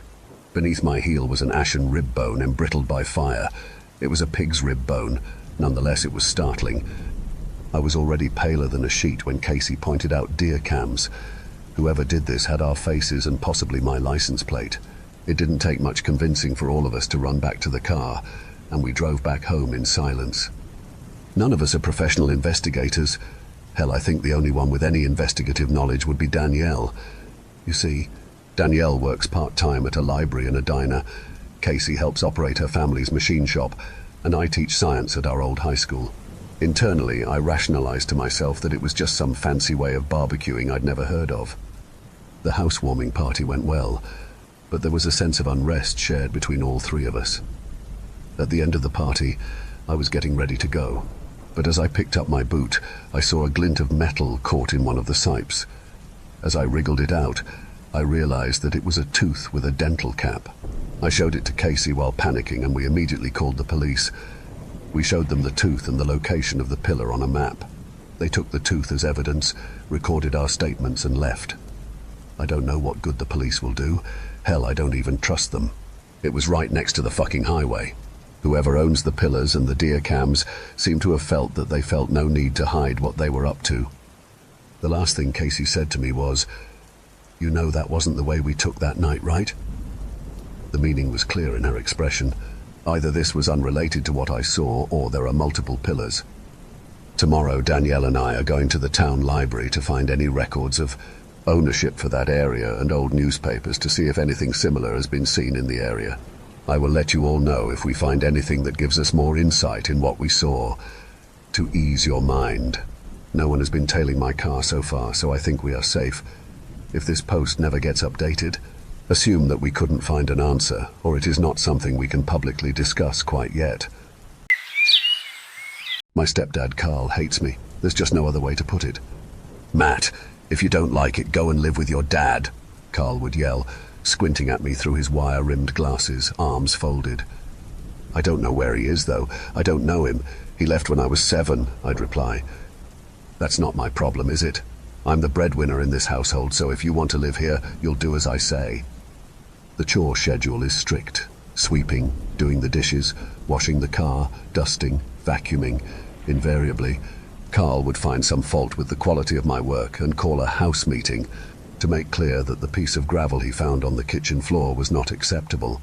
Had I even done the chores at all? Or was I lying? My mum would sit there, eyes downcast, letting him get through his spiel. Evie, his daughter, my stepsister, would hover by the doorway, waiting to dash out of the room when he'd had his say. I learned long ago that there is no way to win the argument, so I'm deferential and apologize, and say it'll never happen again. But it will. When he's out at his job as a mobile mechanic, I say as much to my mum, and she's well aware. He has his flaws, but he's practical, and in his heart he's good. He's been the closest thing you've had to a father, Matt. He took that responsibility when he didn't have to. She'd say soothingly, "In your heart you're good, but you don't treat Evie like he treats me." I'd respond, "Evie has a mother who shares the burden. It isn't my fault my dad ran away." That's how the conversation goes, around and around in circles. In fairness, my stepdad can be a dick to Evie too. He restricts our internet access. He doesn't let us have sugary snacks. He makes us lock our phones away in a cupboard at 9 p.m. sharp and sends us to bed. He bangs on the bathroom door if he deems we've been in the shower too long. As a result, Evie and I have bonded. The austere rules push us together, and we've got a genuine friendship. She appreciates that I'm more hard done by, so she'll smuggle me biscuits and tell me the Wi-Fi password. If she's managed to weasel the information out of Carl, needless to say, the rules are subject to a degree of flexibility. He buys chocolate biscuits and Doritos for himself and can munch a whole bag in a night, spilling crumbs over the sofa he's sprawled out on. I can hear the TV blaring till midnight sometimes, the drone being broken only by his guffaws. Strict and baleful as he has never laid a finger on any of us. Instead, he smashes objects and writes notes in a capitalized font on the back of envelopes for me to discover in a morning. He screams and shouts in my face, sending the sour stench of his breath my way.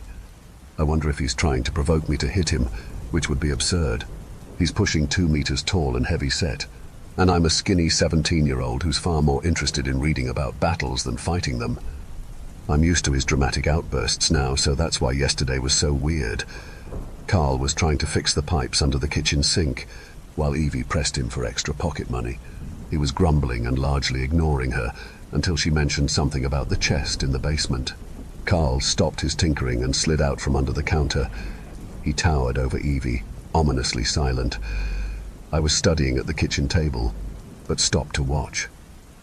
Carl's face, usually so snarling and pained when he was angry, was utterly blank. "What did you say?" he whispered. I was just joking. I said I could sell that old chest in the basement to get some pocket money. I'll say this once, Evie. You leave my chest alone. His eyes, cold as frozen planets, bore into Evie's for a moment longer. Then he went back to work. Evie left the room, sobbing. I followed her up to her bedroom, where she was crying into one of her old teddies. I thought I'd be doing him a favor. It's full of his army clothes. People buy that sort of stuff nowadays, don't they? And it'd clear some space. I was trying to be nice. I put my arm around her. "I know Evie," I said. 2 years younger than me and less beaten down, Evie's heart was more open to assault. Still, the coldness of Carl's fury had shocked me. "Fuck him! Fuck him! Fuck him!" she screamed into her teddy. "Say, Evie, shall we see what's in Carl's chest tonight, 3 a.m.? She looked at me with vengeful, red-rimmed eyes and nodded. I played on her heightened emotions a little, I'll admit, but the way Carl reacted had me genuinely worried about what he had in that chest. If it was anything that could endanger my mom or Evie, I had to know. The evening passed. Evie and I completed our chores, and I read for an hour before surrendering my mobile phone. I said goodnight to Carl and my mum, and only got one response. It's not worth pointing out who ignored me and who replied. I climbed the stairs and closed my bedroom door. It was far too early to sleep, despite what Carl thought, so I read by lamplight every night until my eyes got tired. The only thing to be wary of were slow, creaking noises that might indicate Carl was creeping up the stairs. Reading in bedrooms was also banned, and publicly, neither me nor Evie did it. However, Carl had his suspicions, so he'd climb with stealth to a certain point on the stairs to check for a glow beneath either of our bedroom doors. If he saw light, he'd burst into the room hoping to catch us. Therefore, I'd preemptively switch off the lamp and pretend to be asleep at the sound of any unusual noise. Once a military man, always a military man, I guess. Carl had spent a decade in the army as an engineer. He'd been deployed multiple times, but never to an active theatre of war. Bowing to his ex-wife's demands, he'd returned to civilian life a year after Evie's birth. Everything I'd been able to glean seemed to indicate Carl had enjoyed his time in the military. The problem is that he never talks about it. He smiles absently, and his eyes go somewhere far away. What had he seen? What had he done? I woke to a gentle tapping at the door. It was time. "Follow my steps," Evie whispered. She'd charted the least creaky path down the stairs, it seemed. We reached the stone slabs of the kitchen floor and gently opened the basement door, careful of squealing hinges. I closed the door behind us and turned on the flickering light.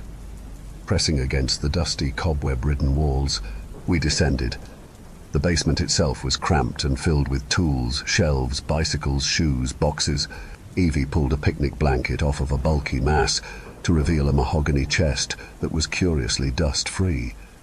"He comes down here most nights, you know," she said. "Why?" Evie shrugged and nudged a coded padlock. "Shit, do you know the code?" I said. "Maybe," Evie said, before twisting 4 numbers into the padlock. It clicked open. "Ha! Dad's army serial number. It's full of army crap, so I assumed that'd be it." "How do you know it's full of army crap?" I asked.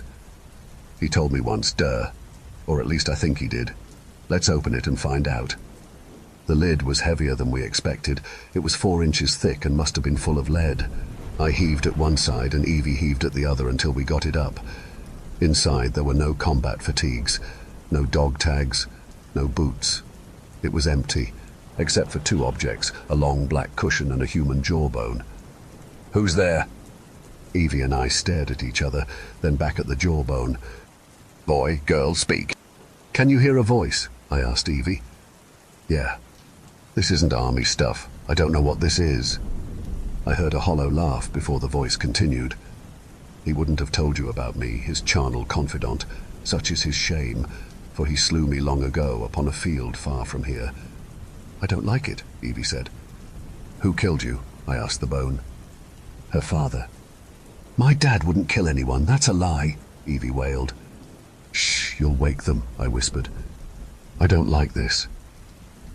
"He comes here every night to pray and beg and weep, just as his spawn does. He's certain it was an accident, a firing range mishap, nothing more. Do you believe him? Might he do it again?" "I hate this," Evie said, and went to close the lid, but I held her back, chewing my lip. "Are we in danger?" I asked, and that chilly laugh rattled through my head again.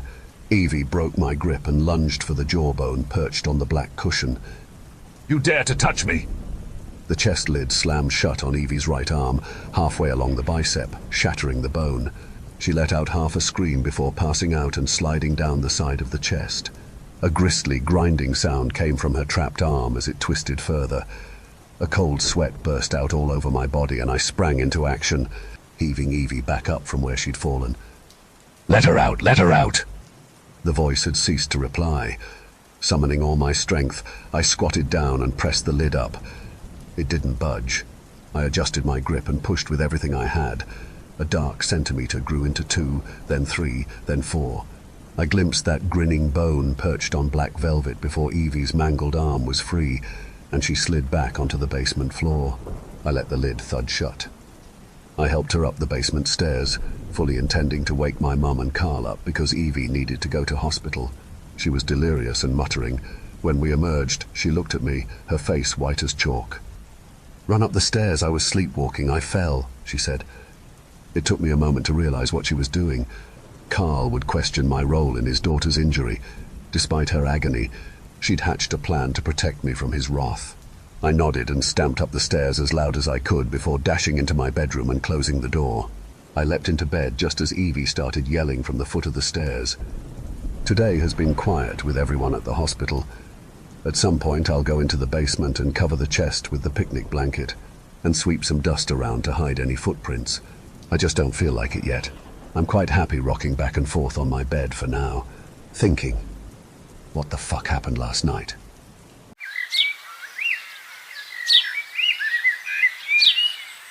We had an uncle, Cooper, and would occasionally visit his family, though they usually came to our place.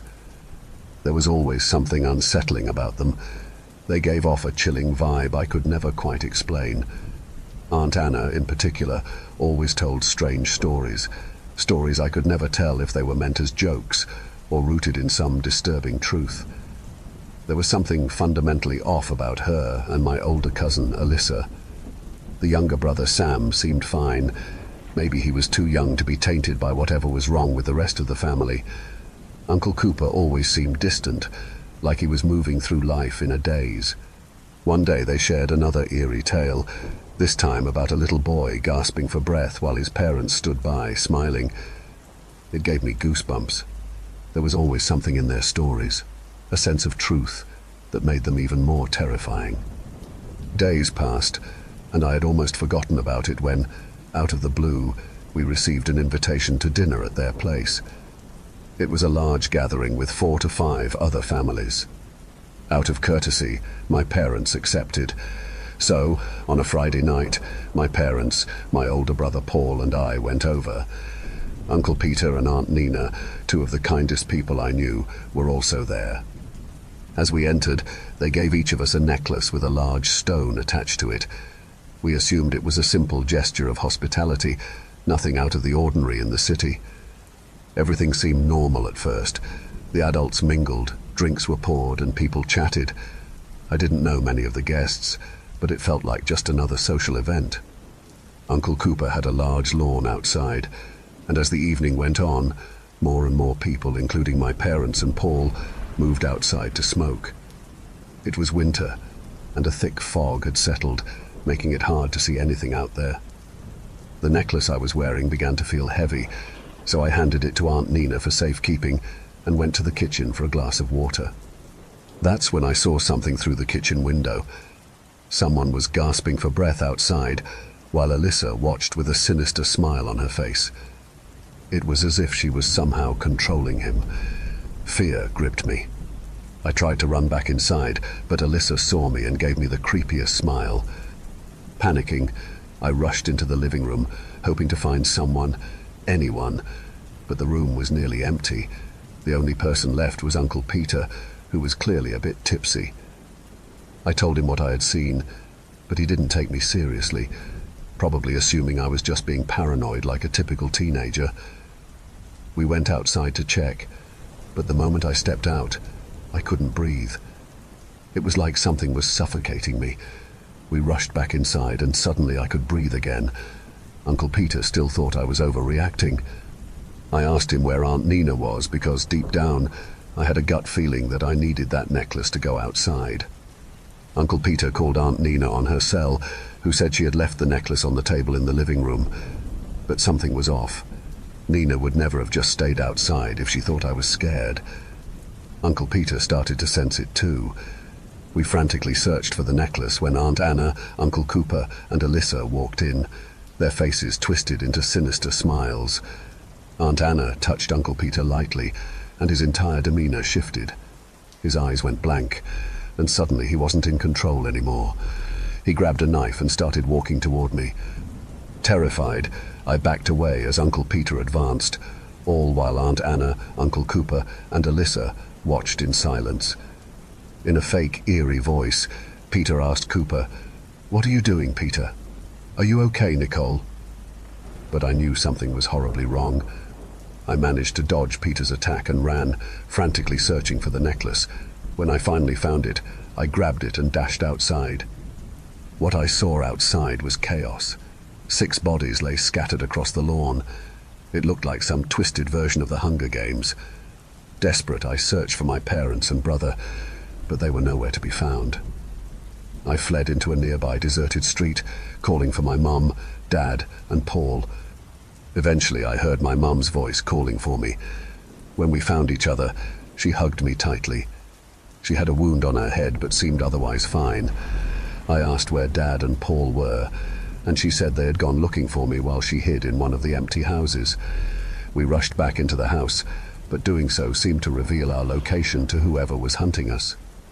I asked my mum what was happening, but she simply told me to be quiet and warned me not to trust anyone, not even Dad or Paul, and to never, under any circumstances, let Cooper's family touch me. Just then, we heard the door creak open. It was Sam, crying softly and asking if we were there. He seemed scared and confused, saying his parents were acting strange. My mum, despite my pleas, couldn't resist her motherly instinct. She asked me to stay hidden and bolt if anything goes wrong. Alyssa was waiting outside, and just as my mum revealed herself, Alyssa entered the house. Horrified, I slipped out the fire exit, leaving my mum behind and feeling helpless and alone. I found Paul not long after, or rather, he found me. He came out of nowhere and attacked me, choking me. Desperate, I grabbed at everything around me, including his necklace, which snapped off.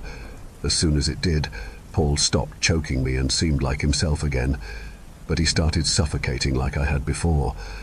I quickly put the necklace back on him, and he returned to normal. That's when we realized that the necklaces were somehow protecting us, breaking whatever spell was controlling them. We needed to find our parents and escape. Fortunately, Mum found us, but Dad was still missing. After another near-deadly encounter, Mum decided we had to leave immediately. We ran for the car, but when we reached it, Alyssa, Peter, Anna, and even little Sam were already waiting for us. We barely made it to the car. As Mum turned on the ignition, Aunt Anna called out to Paul, and just from glancing back at her, he changed. He started attacking Mum, smashing her head against the steering wheel. It had all been a trap. Paul had never truly been free from their control. In a panic, I grabbed the pepper spray my mum had given me and sprayed it into Paul's eyes. We managed to shove him out of the car and sped off, leaving the horror behind us. But no investigation was ever done. No one believed our story. We moved far away, but even now, at 18, I'm still haunted by what happened that night. The scars may have healed, but the memories never will.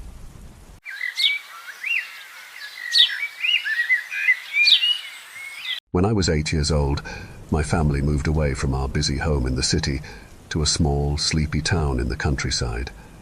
My dad had gotten a new job, you see, at the nuclear power plant. The plant loomed over the town, its chimneys coughing out thick smoke onto the houses. Our homes almost seemed like an afterthought, protruding from the side of the plant like a sudden growth when its creators realized too late that their workers would need somewhere to live. We lived on Strand Street, to the east of Building A. Although it was long ago now, I still remember the day we moved very clearly. As soon as we came into view of the towers, the air seemed to feel heavy. It was as if a damp, thick blanket had been pulled up over me, pressing down on my shoulders. When I took a labored breath, my mouth filled with an odd, chemical taste. I rolled up my window. The sun was only just beginning to set. We'd been rushing around all day, trying to cram the last of our things into the car, and yet the town was deserted. I pressed my face against the glass to try and peer into the windows of houses as we drove past, but it didn't seem like anyone was home at all. Each window pane was fully covered from the inside, not allowing even a speck of light to poke through. "I'm sure there'll be lots of other children in our street, Charlie," said my mum, seeming to read my mind. She turned around, squeezing my hand. I tried to smile. "That's our house right there," chimed Dad, pointing to a small brick house at the end of the terrace. As he tried his best to park on the narrow road, I noticed a couple walking very quickly past us, carrying grey shopping bags. They glanced behind them every now and then, as if they were being followed by something only they could see. They finally stopped at a house just a few doors down from ours, and the woman let out a breath she'd been holding. She then began to point towards us and whisper something to the man, who was already staring worriedly at my parents as they unpacked the car. I hopped out and stood close to my dad, who was enthusiastically shaking the man's hand and introducing us. My dad was the type of person who could quickly become friends with anyone he met, whether they wanted to or not.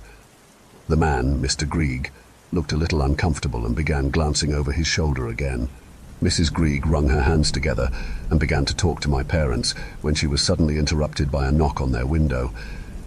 Inside, a boy about my age was poking his head through the thick curtains as if he was searching for something. He looked down at me and broke into a wide grin, showing off a missing front tooth. As quickly as he appeared, the window was now empty, and we heard thundering footsteps from inside the house. Mrs. Grieg turned on her heel and almost ran towards the house in an attempt to herd the boy back in. He came flying down the street nevertheless, almost bowling me over. "I'm Toby," he said, barely waiting for me to introduce myself before asking about the book in my hand and talking a mile a minute about how he had just started reading that series too, and what was my favourite character, and had I got to the really scary bit. The Griegs stood on looking nervous, and my mum gently shooed Toby and I indoors to go and find my new room. As I followed Toby and listened to his excited chatter echoing around our empty house, I looked back to see the Griegs talking in hushed tones to my parents. The smile had worn off my dad's face, and him and my mum now had the same look of fear I had just seen on Toby's parents. My mum had told me weeks before, when my dad had gotten his job, that the move would take some getting used to. Some things were easier than others. I loved having my own room. There was so much more space to play than in our little flat. Even the new junior school didn't seem so scary, now that I would have Toby by my side in September. But some things took a little longer to take in. Toby and I could spend hours happily playing in the road, kicking round an old football or running about being pirates. But each day when the sun began to set, our mothers would appear on the doorstep and hurriedly call us inside. My mum wasn't quite on the same level as Toby's yet. Mrs. Grieg seemed to permanently hover behind her door, just waiting for an alarm to go off in her head so she could call him in. Toby, on the other hand, wasn't fazed at all about the curfew. When he heard his mum call, he would roll his eyes before smiling at me and jumping up from the patch of pavement serving as our ship and jogging off to his house. For me and my mum, however, the routine felt strange. My mum had always been caring to me, of course, but had never seemed half as worried when we lived in the city. I could spend all day in the park across the road reading my book on the swings, only coming in for dinner once it had already gone dark. But now she would look almost scared as she waited for me to walk the short distance to our house, her frown only easing once I was inside with the door shut. My dad would return home a little while later, walking alongside Mr. Grieg after they finished their workday. Dad slid a bolt on the door when he came in. We'd close all the curtains and then sit and eat our dinner, accompanied by the ever-present humming of the plant. A few weeks later, I was almost used to our strange new routine. Something which did still get to me, however, was the noise. Even though I was used to the bustle of the city with all the traffic and people, there was something different about the noise of the plant. It wasn't even a constant humming. On the days when the acrid smoke was at its thickest, it was a grinding, groaning, booming screech that made the ground shake slightly. I mentioned this to Toby, who held his hand up to his ear and said, "Oh yeah," as if he was hearing it for the first time. "I guess you get used to it after a while. We've been here a year now. Maybe if you're here a year, you won't hear it either," he reassured me. "I don't know how you couldn't hear it. It's everywhere, even in my house," I lamented. Toby thought for a while, and then spoke again in an uncharacteristically quiet voice. "Well, there is somewhere where you can't hear it, but it's quite far away," he added hurriedly, already seeing the smile on my face. So far, I hadn't ventured further than a couple streets away. I felt cooped up and just wanted to explore. "It's still very bright though, isn't it?" I asked him, looking up at the sky. Toby looked at his dinosaur watch, up to the sky, and to my hopeful face in quick succession. "I'm sure we've got time," he decided. "Let's go." Toby led the way, his trainers thudding down the pavement. "Wait a minute," I called, the thick air burning my lungs as I struggled to keep up. Toby whipped around, seeming concerned about both my increasingly red face and the seconds ticking away on his watch. We compromised with a brisk walk, trying to ignore the streetlights flickering on one by one. Eventually, the pavement faded into a worn-down path, with grass and dandelions creeping up out of every crack. The air began to feel still and cool. It felt as though the plant was loosening its grip on me. I'd forgotten what it was like to breathe so easily. "There," said Toby, his face flush with pride. We'd come into a clearing, surrounded by trees and covered in a lush blanket of grass. Wildflowers were dotted about, pastel shades of purple, blue and pink amidst the sea of green. The last few rays of sunlight shimmered on a bubbling stream, over which stood a quaint brick bridge. I couldn't believe the starkness of this wonderful place to Strand Street. I'd stepped out of a black and white picture and into dazzling technicolor. But the best part of all was the quiet. As Toby had promised, all that could be heard in the clearing was the soft running of the stream and the breeze blowing in the trees. "See? I told you, Charlie," he said. His face lit up with excitement. "It's nice here, isn't it?" I could have stayed there forever. We picked flowers, felt the soft grass on our toes, chucked poo sticks over the side of the bridge, and excitedly watched them sail down the stream. I felt a lightness in my chest and a sense of freedom I'd not felt since we left the city. We climbed trees, looked for fish in the brook, and watched the sun disappear down past the horizon. The sunset, the time, the rules. It had suddenly gotten very, very dark. Although the rules had become part of our DNA, it was difficult to grapple with the new and pestering longing to stay in the clearing for even 5 minutes more. "Our parents will be cross," said Toby, still looking wistfully towards the bridge. Then, with a reluctant sigh, he turned back towards me. "We'll come another day." I dropped my flowers and began ambling after Toby, back towards the grey. But as we headed back, things seemed different to how they had before. In the dark, the tree branches reached out over us like bony fingers, blotting out the last of the light. The plant's groaning started up again, snatching away the last comforting sounds of the clearing. Then there was a new sound, a rustling behind us, following us. Toby didn't say anything, but he took my little hand into his, and we walked just a half a step faster. The rustling came again, this time closer. "Let's run," Toby whispered, his voice tight with fear. As we sped up, the rustling did too. It was louder, more frantic, like a creature on the hunt. Right as the street lamps came into view, we heard it, a loud, screeching, painful sound. The thing made a screaming howl, deep and primal, that almost knocked us off our feet. This was followed by several sharp, unnatural clicks. Whatever it was big. I didn't realize I had tripped until I smacked down hard on the pavement, scraping my knees raw and narrowly avoiding taking Toby down with me. He was too panicked to speak, desperately pulling me up. It wasn't working. I was stuck in something black. It was like a thick puddle of tar, but it was moving, gliding towards us at an unnatural speed. The noises came from somewhere deep within it, shooting out of a gaping hole in its core. 2 spindly arms began to reach from the creature. The clicks and grunts were in my ear now, and the ooze was burning my feet as I tried to wiggle them free. It had just reached my knees when Toby finally gave a strong heave, and then we were back on our feet. We ran and ran and ran. Things became a blur. I remember nearly falling over the threshold in my desperate attempt to get inside. My parents slammed the door behind us, locking and bolting it, and being shoved to the ground by the thing throwing itself against the door. It wasn't finished with us yet. Toby's mum ushered us away as my parents pushed back against it. I'd been in such a rush to get inside, to get away from that thing, that I hadn't noticed what it had done to my legs. The skin on my shins had melted, sloughing off to reveal red, hot, angry patches of flesh that had soaked my shoes in blood. Toby looked down at them and started to cry. He hadn't let go of my hand. We did separate finally when Mrs. Grieg began to clean the wounds, and Toby came over all faint and needed to lay down. Mrs. Grieg picked fibers out of my raw flesh where my socks had melted into my skin. I tried my best to look away, But then my focus would drift to the insistent banging on the door, and I wasn't sure which was worse. I turned my attention to Mrs. Grieg instead, who was now dressing my legs with all the care and precision of a surgeon. It was as if she had done this before, like she was prepared for this. Once the banging had stopped and the thing seemed to have retreated, Mrs. Grieg needed to treat another casualty, my mum. She'd been leaning against the door when the same acid that got my legs had suddenly burst through the letterbox, leaving a big, searing rectangle on her shoulder. Later, Mrs. Grieg pulled Toby aside and told him that his dad was missing.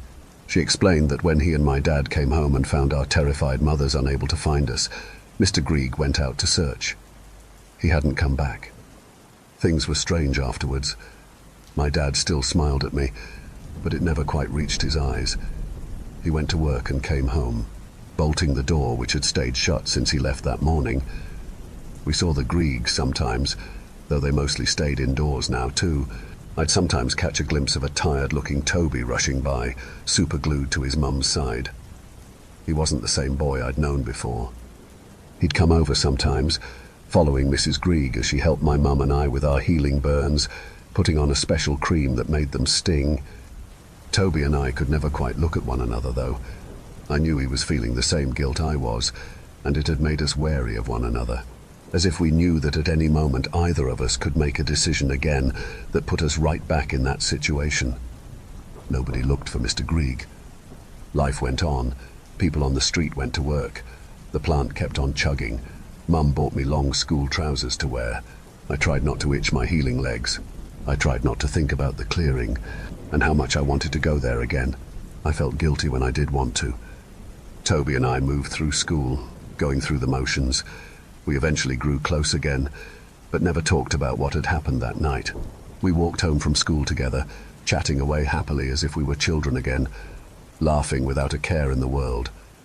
One day, though, I wasn't thinking, and halfway through a story about a silly thing my dad had done years ago, I looked up to see Toby's downcast face. "Sorry, Toby," I said, patting his arm. "I miss him." He sighed. "I wish we could at least talk about him, but it's—" He trailed off, nodding his head towards his door where we knew his mum was waiting. "He's still with you," I said. Toby gave a small smile before stepping inside. Over the years, things took their toll on my parents. They would wait until they thought I was asleep to argue, sometimes shouting into the early hours of the morning. I would tuck myself tight into my duvet, holding my teddy over one ear and my hand against the other to try and block out the sound, even when I had become much too old for that. Sometimes I would hear my mum shouting. On bad nights she would drag up that night about our burns and whatever had happened to Mr. Grieg. My dad didn't usually have anything to say at all. It was a bad night tonight. It had been 8 years since the day we were followed home. My legs had calmed from an angry red to a scarred pink. They still ached, though, as I tiptoed out onto the landing to try and hear what my mum was shouting about. "It's not worth it, Nick. It's not worth it," she screamed. They worried less about me hearing them as I got older. Maybe I should be used to it. I still held my teddy close to my chest and tried hard to hold back the tears, feeling childish. I jumped suddenly as I heard the bolt of the door slide open, and then a hard slam. I crept down the stairs, seeing my dad alone in the hallway. "Dad!" I called out. I think because the changes had been over so many years, I didn't take much notice of them. My dad had never been the biggest man, but looking at him now, I could see how much smaller he had become. He was thin and hunched over slightly, probably from the years of labor at the plant. He'd lost his hair and spent more time coughing than talking these days. He'd lost his smile long ago. He'd lost himself then too.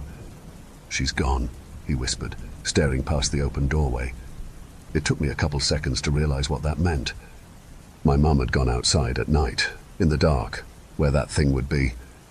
If my dad felt anything, it didn't show. He stood in the hall, his bony hands twitching. He didn't say anything either when I pulled on my coat and slipped past him, out the door and into the dark. It was already ink black outside. The street lamps flickered like a flame about to extinguish. I heard a slam to my left and felt my legs buckle. "Charlie!" Toby's voice shot out. He shut his door, not bothering to be quiet. Like my dad, Mrs. Grieg seemed to have given up long ago. Toby, it's my mum. I saw her. She went down there, Toby said, gesturing towards a winding alleyway that cut through the back of the terrace row. Come on, he said, putting on a brave face. I'll come with you. We walked side by side down the alley, straining to listen for any sign of my mum, and hearing only the plant's screeching groans. The earth shook beneath us, making pebbles bounce against the pavement. I breathed in the sickly chemical smell, and my heart began to pound. We checked behind us every now and then, but our parents never followed. We heard a sudden splitting scream from what sounded like the next street over. My heart skipped a beat and Toby reached out, gripping my hand. We continued down the alley, and I began to hear a noise that had been echoing in my nightmares for the past 8 years. Click, click, click, click. Toby's grip tightened. It's okay, I lied, not sure who I was trying to reassure. I took a tentative step forward. I felt like I was teetering along the edge of a bear pit. The clicking sounded again, this time closer. The alleyway began to close in on us. We were going head to head with the creature again, and this time we had backed ourselves into a corner. The creature was well aware of this, taking its time to make a grand entrance. Tar began to seep along the ground, hissing and bubbling. My legs began to burn just looking at it, and as I lifted my feet to run, gallons of the stuff began to surround us. I watched it dissolve a stone in its path, and a cold dread gripped my insides as I prayed we would go quickly too once it reached us. Then its arms appeared, reaching slowly from the bubbling tar, and without warning, a face shot forward. It was so much worse than I remembered. A hideous screech tore from its throat, spraying tar which landed just a hair away from Toby's head. It rose above us, a body appearing and contorting violently before slamming down again. It crawled on its front towards us, its mangled fingers digging into the concrete. The tar slipped away for a split second, and I saw a hand that could almost be human. It was all sinew and muscle, as if the black tar was its flesh. It twisted again violently, letting out another agonized howl as tar began to surround us. Just as it twisted, more tar slipped away. A human's back appeared. The plant was screeching louder than ever. The earth shook and a deep rumbling came from inside. Heat began to radiate off of the creature, and I gagged as smoke began to fill my lungs. Toby looked over at me with a look on his face I had never seen before. Determined, resolute. He looked over at the archway behind the creature, which had widened as the tar ate up each brick it touched. He looked back at me with a faint, sad smile. "You'll be okay, Charlie," he said softly, and then he let go of my hand. I screamed when I saw him run, bouncing off the wall and landing in a puddle of tar which sizzled against his shoes. He was out of the alleyway in seconds, leaving me alone with the creature. It looked at me, the face featureless besides a twisted open mouth. It let out a final blood-curdling howl before spinning around, following Toby out of the alley and into the dark. The tar came unstuck from the ground and was swept behind the creature, taking a layer of concrete with it. Everything became blurry, and I finally let the tears fall from my eyes. I tried to listen for any sounds of Toby, any sign that he was out there, but all that echoed through the night was the rumblings of the plant as it slowed back down into its regular rhythm. I've always found it difficult to keep up with Toby. He moves a mile a minute, and so do his thoughts. I wondered for a second how he could have known that his gamble would work, that the creature would choose him instead. He must have seen what I saw too, when the creature's back was exposed, a large letterbox-shaped scar on the shoulder.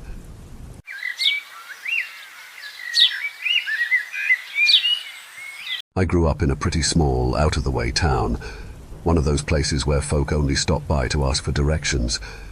I know that's how a lot of scary stories tend to start, but if you think about it, it's for a good reason. Before the advent of the internet, living in a remote town was like existing within your own self-contained microcosm. You wake up every day and interact with the same 20 or so people throughout your whole life. Sure, you might overhear something on the radio about what's happening around the country, but it all feels so far away, like it could never apply to you. You could debate whether ignorance is bliss, but the bottom line is, When everything outside what you're used to feels foreign and intimidating, it is all too easy to fabricate convenient ghost stories to account for the unknown. Rest assured, though, my story doesn't involve ghosts, apparitions, or anything that could be chalked up to a trick of the light. What I went through was very real and very tangible. As I neared the old sawmill, the crowns of golden leaves flanking the structure stood in stark contrast to the industrial decay, with wildflowers peeking through cracks in the pavement. The place looked as abandoned as ever, a rundown relic from another decade, with peeling paint and broken windows that seemed to stare at me blankly. The sun hung low in the sky, casting long shadows through the skeletal remains of the building. My heart felt heavy, each step squishing the damp earth beneath my sneakers. Finally, I reached the spot. A simple vertically embedded plank marked the place where my best friend lay buried, and I knelt, brushing away the weeds that had tried to reclaim it. The air was thick with the scent of pine and memories. I could almost hear him running through the tall grass, chasing after something invisible. "Hey, buddy," I whispered, tracing the letters carved into the wood. "I miss you." The wind rustled the trees above, and for a moment I imagined his soft fur against my hand, his joyful spirit lingering in the quiet of the mill's ruins. I closed my eyes, feeling the ache in my chest ease just a little, as if he were still here, only to be replaced by a wave of anger I believed I had long since let go of. The memories of that day were as vivid as ever. We were playing in the yard, the sky clear and bright, his tail a blur of excitement. I had turned to grab my bike just for a moment, and in that flash, he spotted a squirrel darting across the street. I remember the way I called out, my voice lost in the rush of tires on asphalt. Panic gripped me as I turned back, watching in horror as he dashed into traffic, oblivious to the danger. The screech of brakes and a sickening thud echoed in my ears. I squeezed my eyes shut, forcing back tears that threatened to spill over. "I'm sorry," I murmured, the weight of regret nearly suffocating. My fingers shook as I placed my hand on that little mound of dirt, wishing desperately I could rewind time for just one more day with him. My parents had tossed around the idea of getting me a new dog, but even after nearly a year, I just couldn't bring myself to move on. It was as if they were asking me to replace my own brother. They had no clue that I still came to visit his makeshift grave.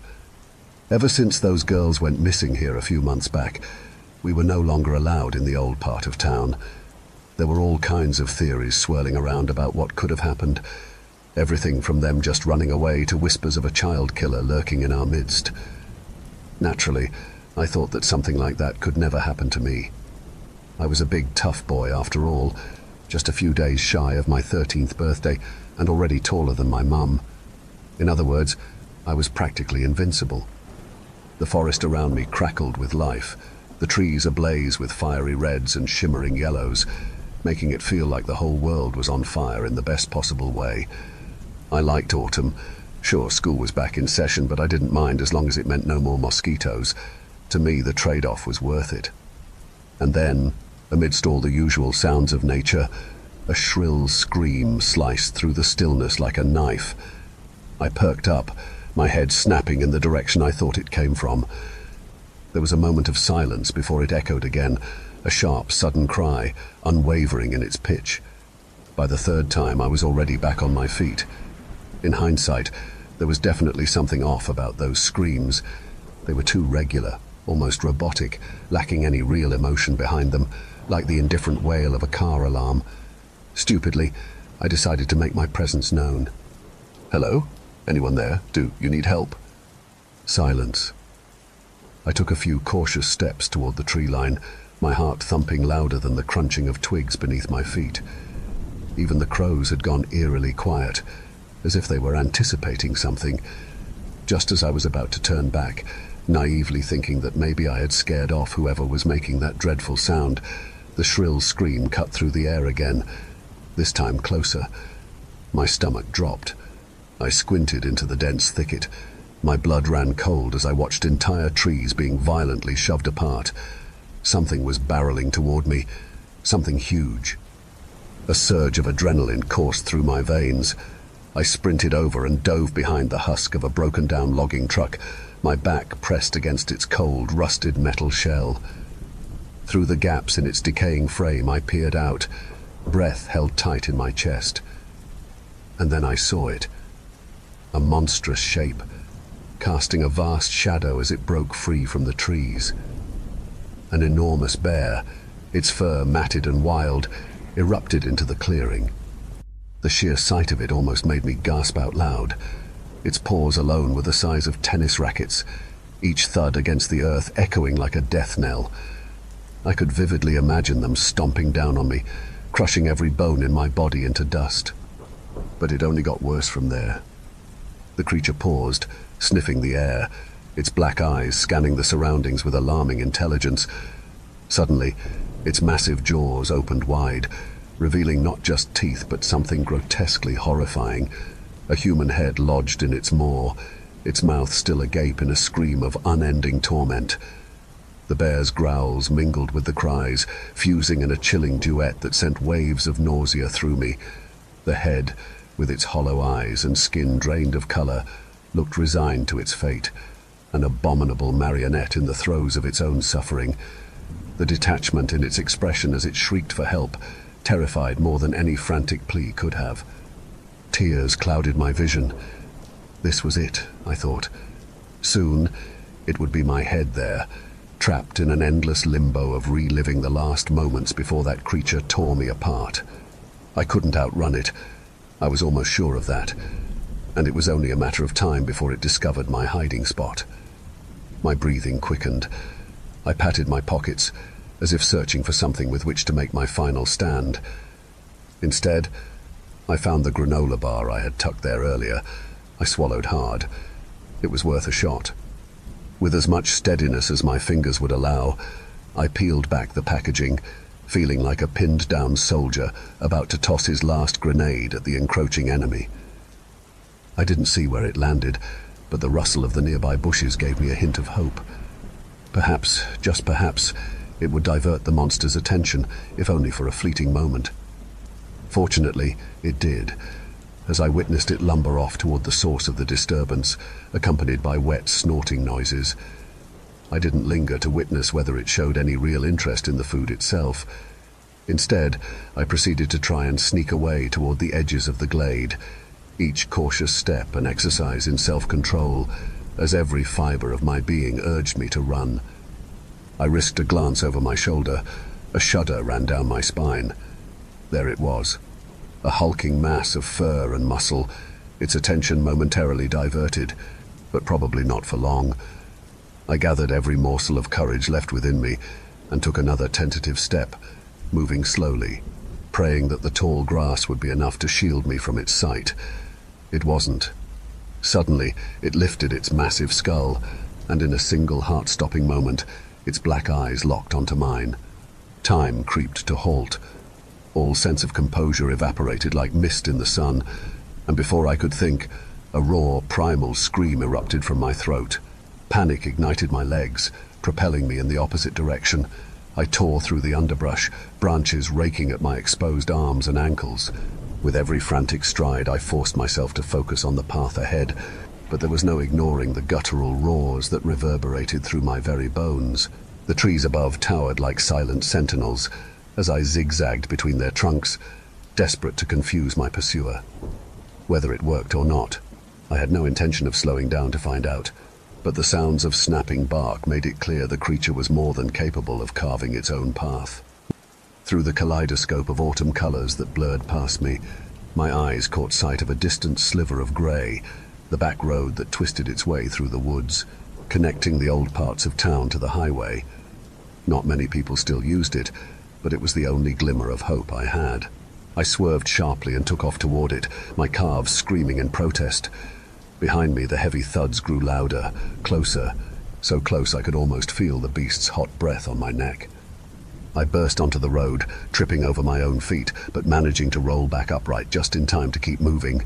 A group of bikers clad in leather stood clustered beside their rumbling machines, their laughter ringing out in stark contrast to the horror I was desperately trying to evade. Their banter ceased as they registered my presence. I could barely process the sight of their confused faces, too out of breath to even cry out for help. Understandably concerned, two of the men crossed the road over to my side, which ended up being the biggest mistake of their lives. In an instant, the giant bear, or whatever the hell it was, came crashing onto the scene. My instincts kicked in. I ducked between them, inadvertently positioning the pair between the creature and myself. They, on the other hand, had zero time to react. One man, a shade luckier than the other, was smacked aside like a rag doll, his body bouncing off the tarmac.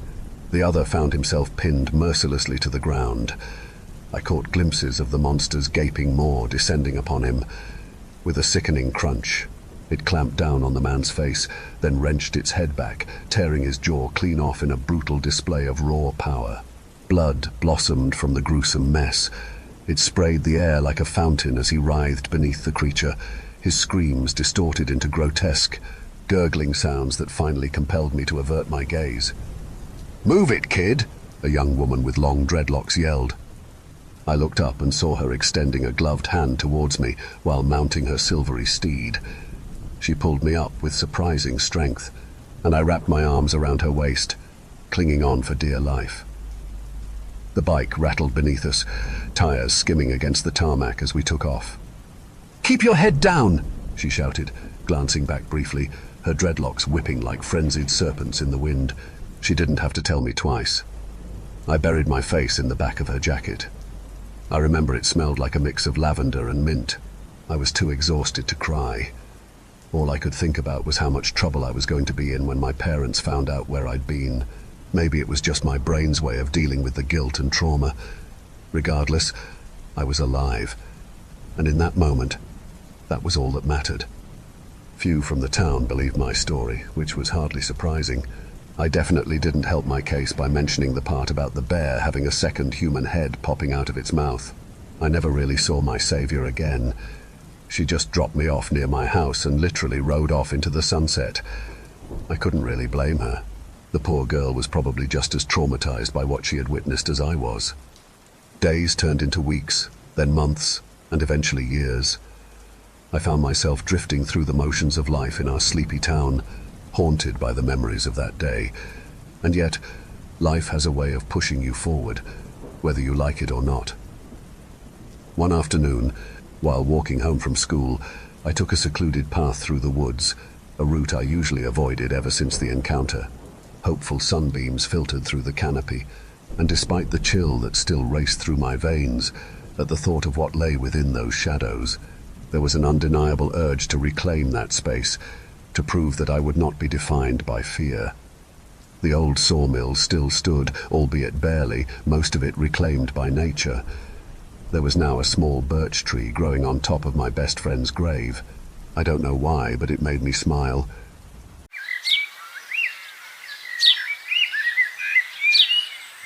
Intense night doing urbex. Maybe I was just being paranoid, but definitely the creepiest night of my life. For context, I'm James, M21, and with my cousins Ethan, M23, and Alex, M19, we went urban exploring.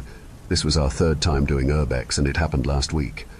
I want to document how strange this whole ordeal was, so I'm writing this down. It was quite a warm day, so we packed a large amount of water. I remember seeing the 12 bottles Alex had put in the Ethan's camper van before we left, along with a pack of Marlboro cigarettes and some beers to get through the heat. The drive was far longer than our previous urbex trips, and I noticed the change of environment as the route only seemed to get more desolate. Once we arrived, Ethan parked the van in a shaded area by some trees. It was a broad building and visibly worn. I thought it was really cool and probably going to be our most interesting trip. We walked in the building and split up for a while.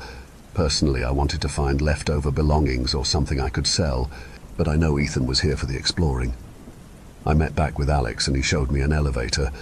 It looked like an older form of evelator with bars in front of it, almost boxed off. But now we knew there was a lower level. We both wanted to find it before Ethan, as Ethan usually discovers the interesting stuff. I see a door close by and open it to show a large flight of stairs which leads downwards underneath the building. Alex calls Ethan, and we walk down the passage of stairs which only seemed to get darker. In the moment, I could feel Alex's warm breath on the back of my neck. I said to him, "Alex, you're too close." He replied, "Turn around." When I turned around, Alex seemed to be at least 3 feet away from me. That left me slightly surprised. I do have claustrophobia, so I brushed it off. During such a hot day, suddenly it felt rather cold. The further we went, the smaller the passage seemed to get, making our footsteps sound slightly louder as we descended. In the moment, I thought I could hear a 4th person's footsteps coming down after us. Ethan suddenly stopped. "Is something wrong?" I asked him, and to my shock he replied, "Just an echo, I suppose," before continuing further. I suddenly realized he had heard the exact same footsteps as me. I actually wasn't imagining it. I looked back and realized Alex seemed pale. "Are you all right, Alex?" I asked, hoping he would confirm hearing other footsteps, but he simply said, "I'm fine," and continued walking, which really fucked with me. Maybe it really was just an echo, and I was overreacting. I just continue walking until we come to a halt. I don't know what this building was previously used for, but it reminded me of a parking lot. Large, empty space with racks of some sort lined across it. Ethan brought up the absolutely fucking brilliant idea of splitting up to search for interesting things. I nervously snapped back with "Alex, stick with me." It definitely felt colder, but much more quiet, without the echoing sound of footsteps down a corridor. We slowly tried our best to search the racks in darkness, for a couple of minutes before I heard a very small piercing sound through the air. Around some racks near us, it sounded so much like wheezing, like deep breathing. I knew Ethan had asthma, so I whispered lightly across the racks. "Ethan, do you need your inhaler?" No response. "Ethan, I have your inhaler if you need it." Still no Ethan. Alex shouted, "Ethan, where are you?" "I'm over here, calm down." The sudden horror crept in as we both realized Ethan was at the other end of the hall. I looked back at Alex and I say to him, "I don't feel great. Let's go." He responded with, "Ethan, we're heading back now, let's go." I actually ran towards the corridor, and since it was dark, I hit my foot against the first step, but I didn't care. I just wanted to get out. I actually fractured my foot because of this, but the adrenaline made it feel like nothing. I ran up the stairs. Our running definitely shook Ethan, since we could hear him begin to run back to the entrance as well. As soon as I made it to the top, I just dashed outside and towards the van. I turned around and realized Alex was choking. I ran back and hit his back violently. He coughed up a lit cigarette he had swallowed. We made it to the van and jumped straight in. Nobody wanted to mention how tense the moment was, but I could tell Alex was stressed. By now, he had smoked 8 cigarettes already, and the pack was crumpled from his clenching. I regret leaving Ethan, but at the time, adrenaline was my only sense of reasoning. Finally, Ethan walks out looking incredibly pissed. He gets in the van and slams the door. "How about my fucking inhaler, Alex?" he said, while wheezing. After this incident, I didn't know what to think. Here I am writing this down at midnight. I know I won't be able to sleep without a lamp on. Am I being paranoid?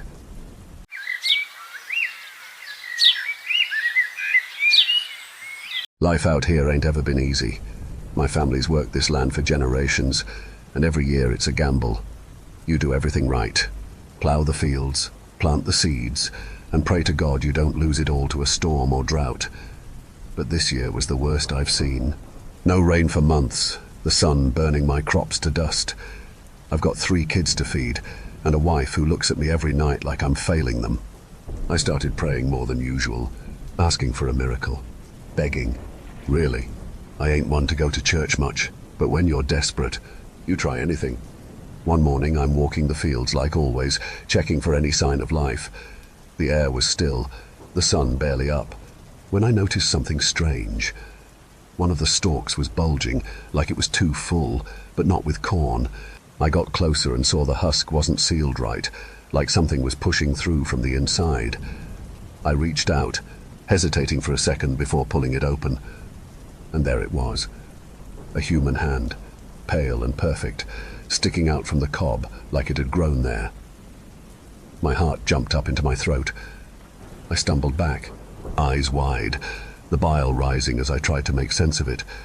The hand twitched slightly on the stalk. I pulled more of the husk apart, my hands shaking. and what I saw almost sent me running for the hills. Fingers, arms, legs, even a foot, all tangled up in the stalks like some grotesque harvest. And it wasn't just one plant, there were more. Dozens. They weren't growing corn anymore.